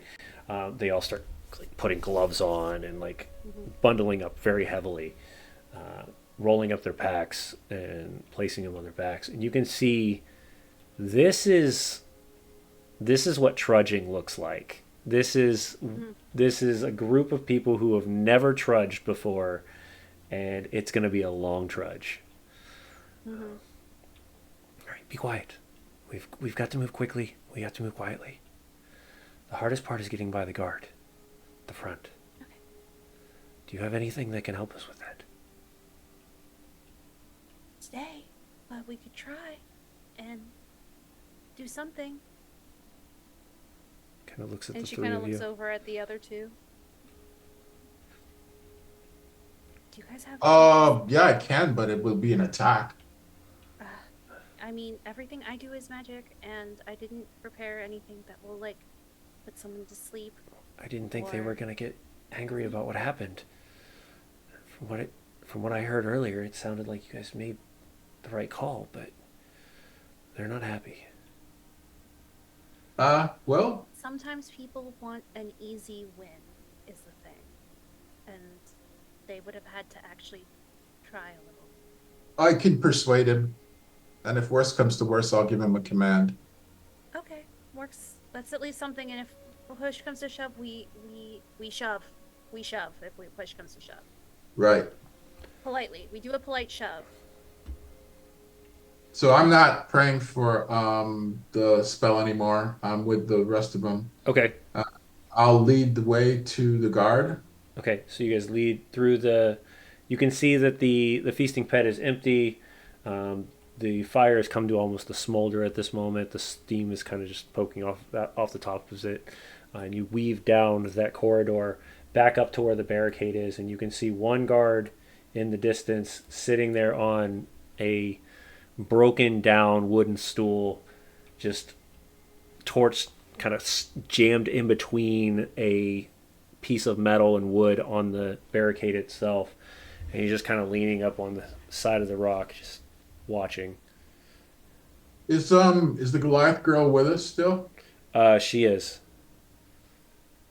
Just as an aside, when the dragon broke out of the mountain, did the chief seem surprised?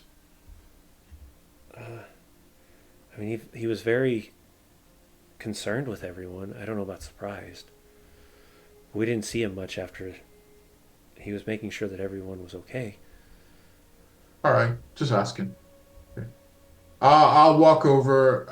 As I'm walking towards the guard, I'll chat with Aerwyna and says, "That was so nice of the chieftain to let us, to let us know that it's time to go." So nice to give us until tomorrow morning, but we're gonna get out. We're gonna get out now because that'd be rude to overstay our welcome. Certainly, and these folk definitely want to go home. Oh, hello. Do you mind? We're leaving now. Were you told you could leave? Yes, Indeed. we were. In fact, we were encouraged to go before tomorrow morning, I think. Yeah, but we didn't want to impose on dinner. We know you guys already had dinner plans. For your clan, we thought it might be best if we just go now and then didn't make you have to put out more plates or more effort. And we know food is scarce. That's a lot of information really early in the morning. You look as though you've been worked pretty hard there, It's been friend. a long evening. I'm tired. I dig around in my rucksack for whatever snack food I have left, and I hand him some. Here you go. Oh, what is this? That is a stuffed mushroom. Oh. And Aerwyna is just kind of motioning to her friends and family to just keep going. Start to see them creeping up around the rock. Yeah. Now you have to move the barricade is the problem. Mm-hmm. So you have to either pull the barricade or have him pull the barricade. And right now he's mouthful of stuffed mushroom. Well, there's 14 of them and 4 of us. I think we can move the barricade. Yeah. Yeah, we'll get this for you. You take it easy, okay? We'll get this for you. You take it easy. You put up your feet. We got this. Roll me a persuasion check, please. Me or Aerwyna? I'll go Aerwyna with advantage because of the mushroom. It'll be an 18. Kind of narrows his eyes a little bit. All right. This is really good. We won't tell anyone about the little extra break. And you're leaving now? Yeah, Minard we're did leaving. say you would leave in the morning. Okay. We're just leaving a bit early is all. Yeah. Punctuality Okay, is everybody, correct. let's get it. And like, Aerwyna and her wibbly muscles are gonna try with her. He starts to pull that as it crunches and screeches against the stone. You hear a fluttering of wing beats from what seems to be a perched nest just above where this is at. It is kind of like rustling, but doesn't seem to affect it. As he stops there, he goes, "I'll let Arn know that you've left." Oh, you don't have to. It's okay if you don't. Up to you if you want to. I mean, he's the one that told us that it was okay to leave, but we'll leave that up to you. Enjoy your mushroom. Let's go. And he just kind of moves out of the way and opens up the barricade and lets you guys start to travel down the stairwell. I think Aerwyna is gonna give him some more snacks. She's gonna give him the equivalent of 1 day's worth of rations for her Okay. to buy us time. Okay. As you're about ready to go, like the 12 of them get by, and you feel a tug on your shoulder, Aerwyna. Oh. I She's gonna turn and look. I can't go unless we find a way to get me out.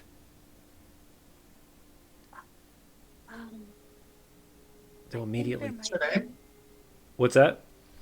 What was her name again? Nara. I said, "Oh, that's very nice of you, Nara. If you could guide us down this path, that would be great. It's pretty dark out."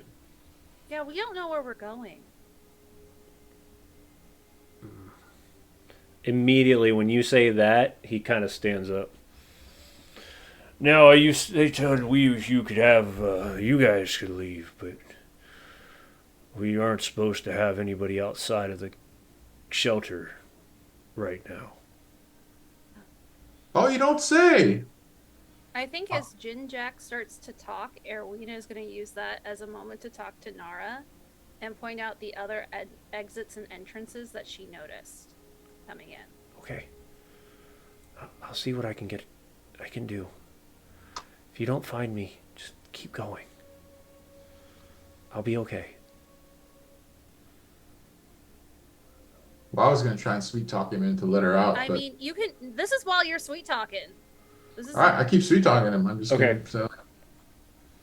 We just need her to guide us for a bit. I mean, come on. Have a heart. Look how puny we are. We're just puny humans. Puny, puny, puny. It kind of pokes you in like the shoulder. Oh! Maybe you are puny.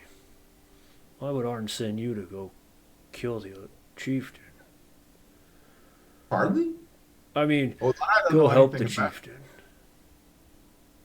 I was just sent to talk to her. I didn't know anything about killing her. I don't know what you're talking about. Ah. Oh, that's right. Yeah, that's right. Her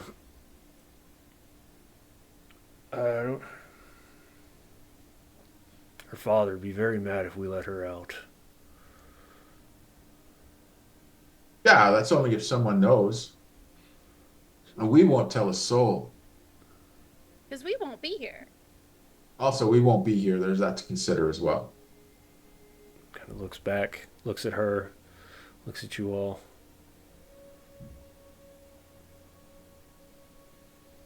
She's gonna have to stay. No persuasion roll? I mean, you can try. It's gonna be a high one. It says, oh, the goddess help me. This is so silly. You should consider that she is also a free person. And I got a 20. Fine. Hurry back. your father finds out you're out, we're going to be in a lot of trouble.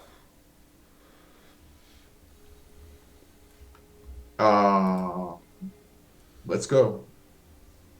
He kind of pushes you all out as fast as possible. Kind of pushes the gate closed halfway. Just, hurry back. Get them to the edge and get back here. She just very nonchalantly walks around. Yeah, I'll be back. It's fine. Yeah. Something to consider. Mm-hmm. All right. Yeah, I thought it through. I look at the places where Aerwyna has pointed out where she can sneak out. Mm-hmm. Okay. She has pointed those places out. Closes the gate and we walk out. Let's go to one of those spots. Open it up a bit to make it easier for her to get out. And then Oh, no. Those spots are big. all right. Like, Then you go back in and then you come out afterwards. Because as it is now, if you don't go back, he's going to tell your dad, and your dad's going to call a hue and cry, and we can't evade it. okay. I was thinking maybe we could kill that giant guard, but that would also start a hue and cry. On top of which, oh, I'm not really a killer. I know Aerwyna can be fierce at times. I look at Humphrey. And, Yeah, I can totally take him. Let me at him. I'll bite his ankles. but yeah, I think you need to go back after you guide us a little ways. All right. At And she least- starts to take you down the path, the secondary path down to the other side of the mountain. But Ari, you can use this opportunity to really point out where she can sneak out. So, You're muted. That's what Aerwyna will do. Okay. so she continues to direct you down the path, making notes of areas that have large amounts of rubble on the road or cracks in the ground, where to make sure that none of the villagers fall. But otherwise, it's a pretty easy path down on the other side of the mountain. As you get around to the northern edge, though, you can see where the giant crater tore out of the mountain, of the side of this mountain where the dragon had erupted from. The northern side of the mountain is just absolutely decimated. Parts where the griffins nesting is, you can see it's kind of like dented inward and starting to collapse. So you can see that's where most of that damage came from.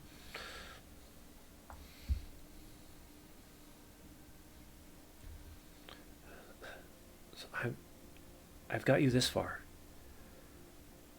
but I have to ask, like, what is your plan?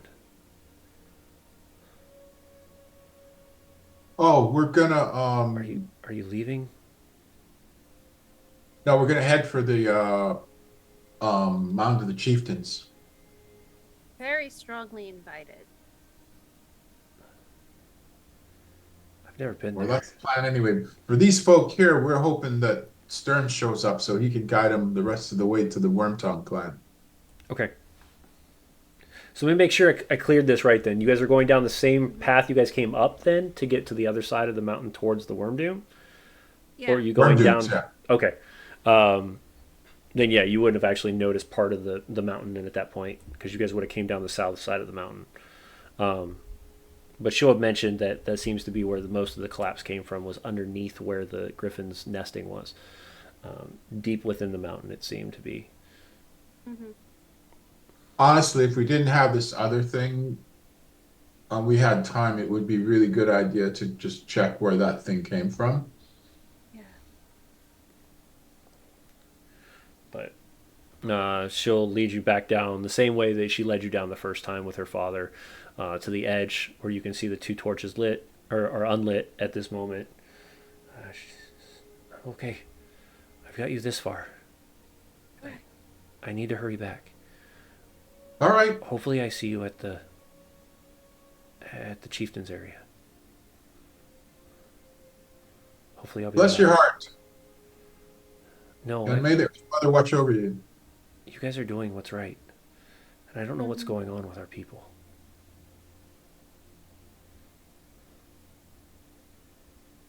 And you see that she kind of leans down, and she gives like the three of you in a one swoop, this big old hug between the three of you, and squeezes you all three together, and then gives a big hug to Benji on opposite because Benji's big enough for one hug, and starts to trail back up the stairwell as the light starts to dim. You guys are standing there in the darkness at the bottom of the mountain. We better keep going. And basically, while they're walking, Aerwyna's already pulling another messenger. She's not going to cast it as a ritual. She's going to burn a spell slot to let Sturm know the new plan. Okay.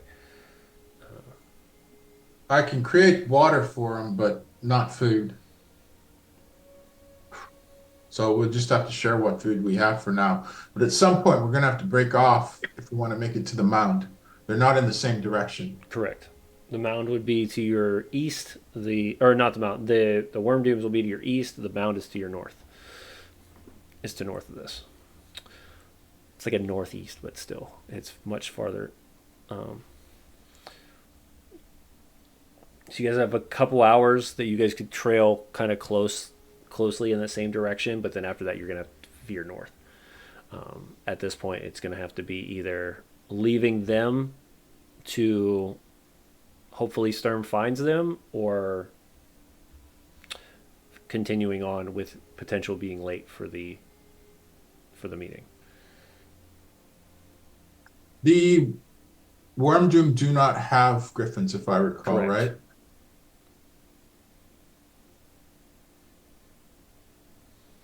You most likely will see them on large mountain goats.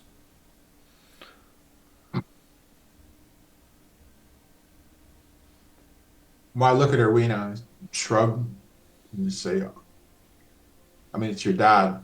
I'd just soon try to save the people of Koenig. That would be my first priority. Don't do this. We're saving them to just get captured again. Which is going to be a pain to have to do it all over again.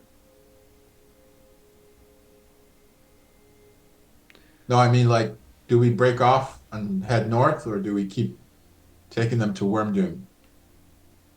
I think we're going to have to break off. Are any of the Koenig people have skill in survival, woodcraft? You have a couple lumberjacks that are there, or lumberers. All right, I'll take all my food and I'll give it to them. Okay. And We'll take it. We'll divvy it out as we need to. I'll fire off. I always carry it. I do. I'm pretty sure I pack. Create water. Yeah, I do. Create or destroy water. Okay. They all pull out their watering, their water skins. Whatever containers they have, I'll make up to 10 gallons. Okay. As all 14 fill up to the brim of whatever they have in water. It's pretty good for a first level spell. It is pretty good for a first level spell. You're absolutely right.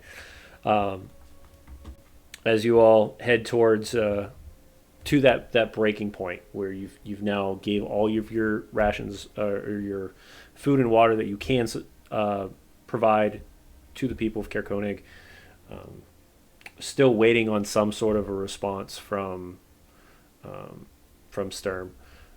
Aerwyna, I'm gonna have you roll me a d20, please. No added, just a d20.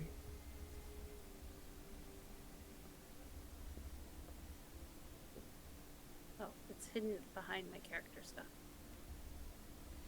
D20. 19. As you kind of place off all of your items that you are giving to the villagers of Kirkonig, you hear a bearish roar in the distance. Oh, it's either Starin or lunch. I think also on her walk there, Okay. she would have been instructing her dad what stars to follow, because Okay. he also has basic navigation skills. Yeah, he is a little bit better than just in case. Kelevar's. Yeah. But just basic instructions. I'm gonna go see who that is. You're gonna stay here, okay? All right. All right. You'll be okay, right? I hope so. I'm hoping it's Sturm, and not another polar bear. But you know me and animals. I'll bring it back and have it sleep in my bed. Wait. Sturm's a polar bear? This isn't a time for explanations. This is a time to live with our questions. And she's gonna go. As you just walk away from him, he's just holding his head in confusion, and you can see in the distance. How far out do you go? I think Aerwyna is gonna go at least 60 feet out. Okay, give me a perception check to see if you can see if there is any sort of fabric or unnatural clothing of something on this polar bear. It's oh, did I roll the wrong thing? No, 14. With a 14, you can see that this you get a very small glint of metal on the side of this polar bear. Most polar bears don't wear armor. It's a good sign. And slowly but surely, that move back and forth is very slow and sluggish as he moves closer and closer. And you start to get the glint that is actually Sturm coming your direction. Okay. Good news, everyone. Sturm's on his way. He looks like a polar bear. It's fine.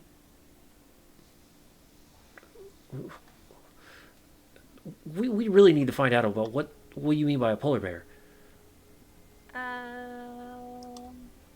People change as they grow up. That's what you always told me. And sometimes they change in unexpected ways and they get extra hairy. Look, you're the one who gave the talk and not me. He's a polar bear now. Fine. These questions will be answered later. Yeah, later. And he kind of gives all of the others this spiel of understanding of who this person is and kind of a backstory a little bit. Mm-hmm. Enough of a 30-second backstory that he can of who Sturm is and how they know that he's helpful. Mm-hmm.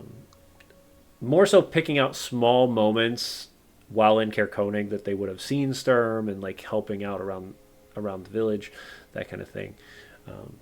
But they all get kind of excited to see somebody that is protectable, or that it will protect them, as they start to walk towards that direction. While that's happening, you guys can then start to veer north towards the mound of the mound of the chiefs.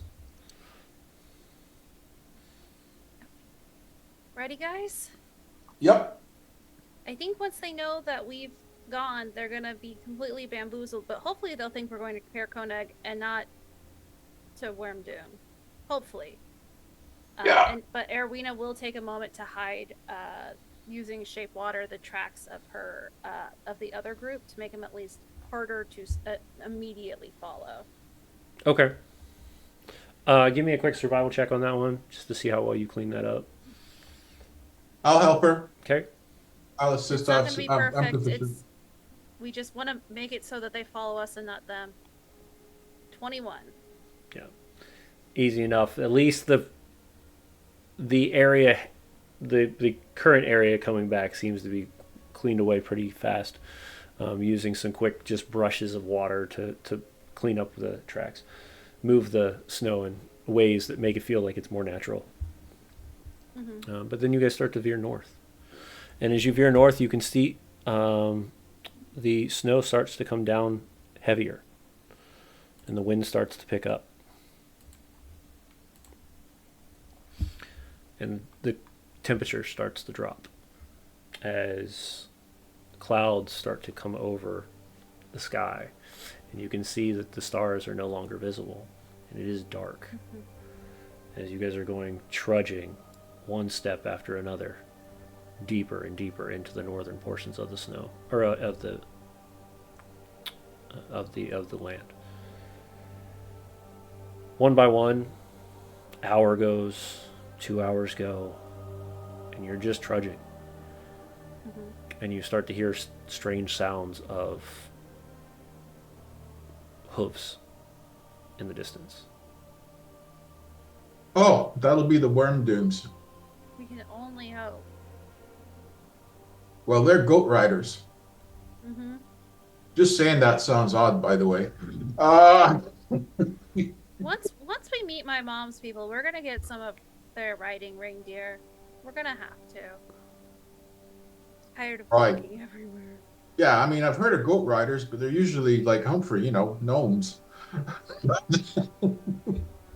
Yeah, so the Icewind Dale Kelevar, sorry, not Humphrey. Kelevar. mountain goats are huge. So, some of them standing on 4 at about 10 feet tall. These are massive goats. But yeah, you can start to see this, just the massive amounts of snow that's pushed by these creatures as 3 of them start to head your direction. And you can see, looks like 2 to 3 people, or two individuals on each, riding up towards you in that direction. Now you guys are kind of going in a angle and they're moving faster, so either signaling them or something, otherwise they're gonna pass. Hey, just say the word. I will cast Tiny Hut, and we can just hide out for a while.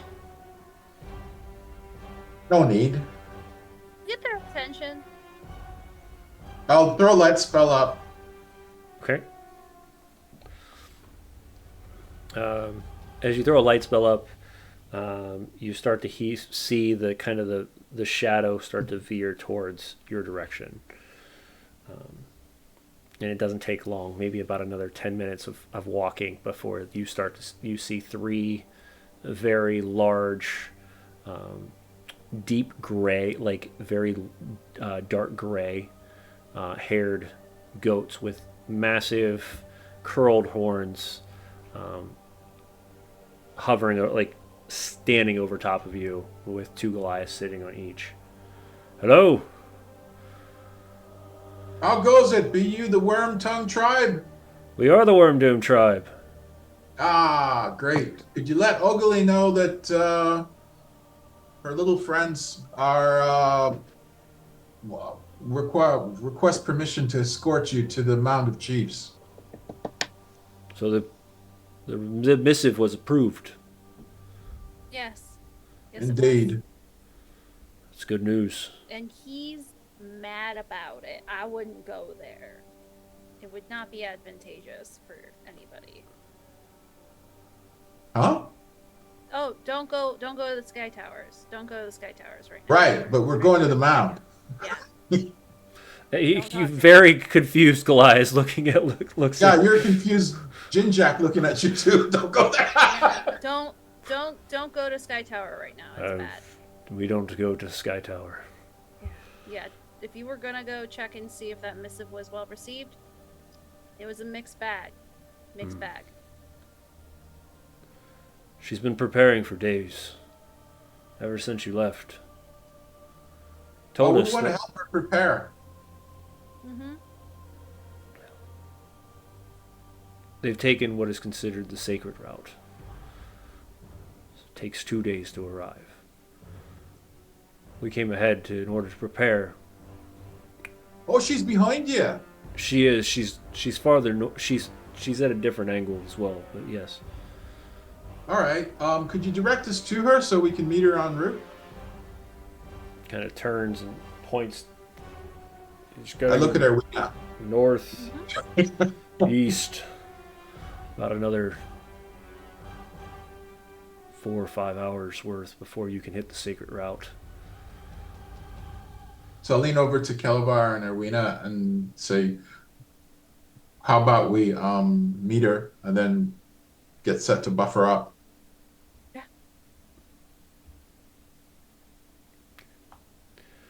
At the very least, I can tell her a story and hit her with some aid." So trailing off this, as the riders head north towards the mound directly, following their direction takes you about another 4 hours of trudging through the deep snow. Um, I am going to ask you though. One, I'm going to need a Constitution save from each of you, as this is rough terrain that you guys are traveling through.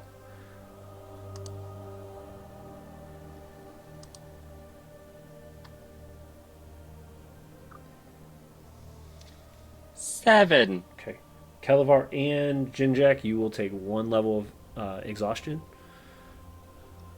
as you are reaching there. And about 4 hours later, you do start to see the glint of lights, a flickering blue flame upon a torch, slowly walking through the snow. 4 individuals kind of surrounding her. One is in strict heavy robes. The other two are, or the other three are guards.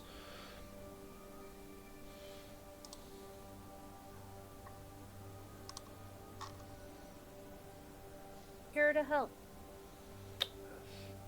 It's good to see you're here. We were concerned that the missive would be taken wrongly. It was definitely a mixed bag. He was excited about it, then evidently less excited about it.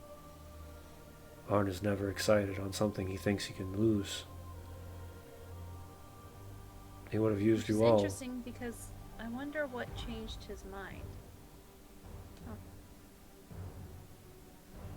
Stuffed mushrooms. No, No, wait, that was that other guy. Most of the time, Arn would rather have someone else do his bidding than himself. Not a normal Goliath policy either.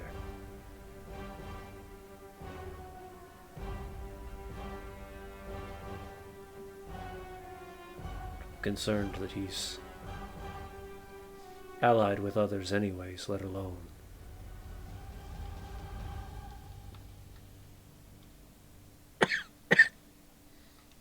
Aerwyna try and insight what might have changed his mood beyond the fact, because he seemed into it when we were like, you can unite the clans, and then all of a sudden he was not about it. Did she try and insight even on disadvantage? I can do a disadvantage. My question is though, who are you inciting? Or are you trying to just inciting that change where that she noticed, like he was excited when we Right. told him that he could unite the clans and get that feather in his cap. And then within a couple hours, that mood changed. Okay. Yeah. Did it? I mean, we didn't speak to him. Right, you didn't speak to him at all. You just heard We from didn't speak to him at all. heard from Nara, but that was the only thing you had heard. Yeah. You can try. It's going to be very high. My disadvantage, because it knocked out my nat 20, is a 17. Yeah, it's the only thing you can get concerned is that his goal was for her to die. Mm-hmm. He didn't want to do this portion of it. Yeah. I give you that much. Seems like he was just lazy, and we made him actually have to work for his complete and utter domination of your people. Isn't it sad? Seems to be his prerogative lately.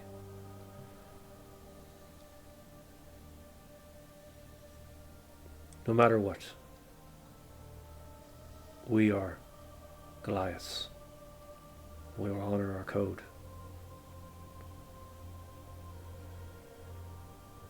I will fight him. will most likely die. And then Benji will take his head. We're gonna hope that that doesn't happen, and we're gonna try and help you make sure that doesn't happen. But I'm sure Benji is biting at the chops right now to take his head. Benji's kind of a little ways back to hear all that, but most likely. I'm sure she's very excited about the possibility of beheading this horrible person. Oh, and Benji, she's saying like, "I'm doing what?" She agreed to it earlier, so it shouldn't be new. Oh boy, I don't remember agreeing to that. Yeah. Just trying to channel Benji. Yeah. Whatever. As soon as we get near Ogilvy, then I'm gonna start telling her a story. We have about another day's journey. Oh, it doesn't matter. I think this'll help out. Well, I'll hold off on the 8th spell until we're closer, but the story hit points last until they're used. Oh, okay. As you start to speak, you can hear. I need everybody to roll me perception checks, please.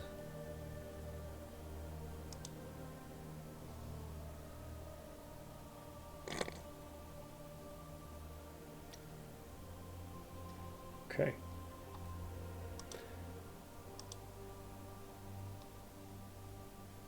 With that, you hear nothing. What you do see, though, is javelins start to fly out of the clouds towards you. Oh, that bastard. Each of you will take 6 points of piercing damage as javelins are flying towards. You see one of them sink into Ogilvy's arm. You can see 2 of the other warriors grabbing heavy items off their back, but are also taken by it. And the shaman or cleric, depending on how you're looking at them, has also taken, as 6 griffin riders fly down from the clouds, and that's where we'll pick up next time. Oh, is Arn amongst them? No. Why would he do the others' dirty work? He's just, yeah, I guess not. He is on his way to the mound to claim his right. Right. So, for those who have been watching all night, thank you for coming here for Dress to Quest. It has been a journey as we continue and we finalize up what is happening, hopefully, next adventure on what is going on at the mound and our party.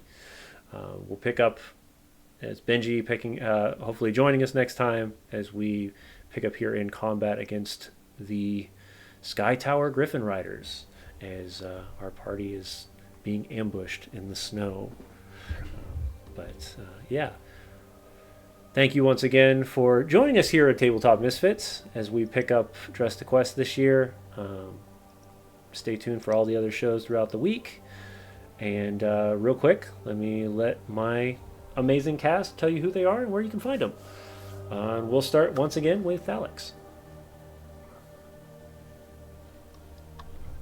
No volume. No volume. Oh, well, Oh, no there you're volume? good. That's weird. Because I'm not touching anything. But yes, I'm idly /Alix. You can find me on TikTok and Instagram and Threads as wild.hearts. I make cool chainmail. I do cosplay content. You name it, I probably dabble in it. Stay tuned for more armor projects. She makes some amazing armor. Not gonna lie, been seeing it all the time. I've only been doing it for 6 months, guys. You too can look like this. Ka-chow. We will go with Humphrey. Hello, I am Humphrey Wendell Wickham on just about anywhere and everything. Nothing currently in the works, just because I'm burnt out. But I do have a Bard Boudoir shoot coming up tomorrow. We'll decide what the hell we do with those pictures later, whether we do a Patreon giveaway or, I can be a slutty little bard. It's fine. It's fine. It's all for the likes, right? But otherwise, that's where I'm at. That's what I'm doing. You all have a good night. Awesome. And Chris. Oh, I have nothing really to push, but I didn't have any art tonight. No worries. But I'll see what I can come up with next time. Awesome. I usually draw fights or really intense. Well, whatever. I'll draw something next time. You're good. Maybe what's happening here at the last moment of the show would be a good one to do. Yeah. So, all right. Well, thank you again once for coming to hang out with us here at Dressed Quest. Keep warm. Stay out of the snow. And we'll see you guys all next time in 2 weeks for our next episode. Have a good night. Night.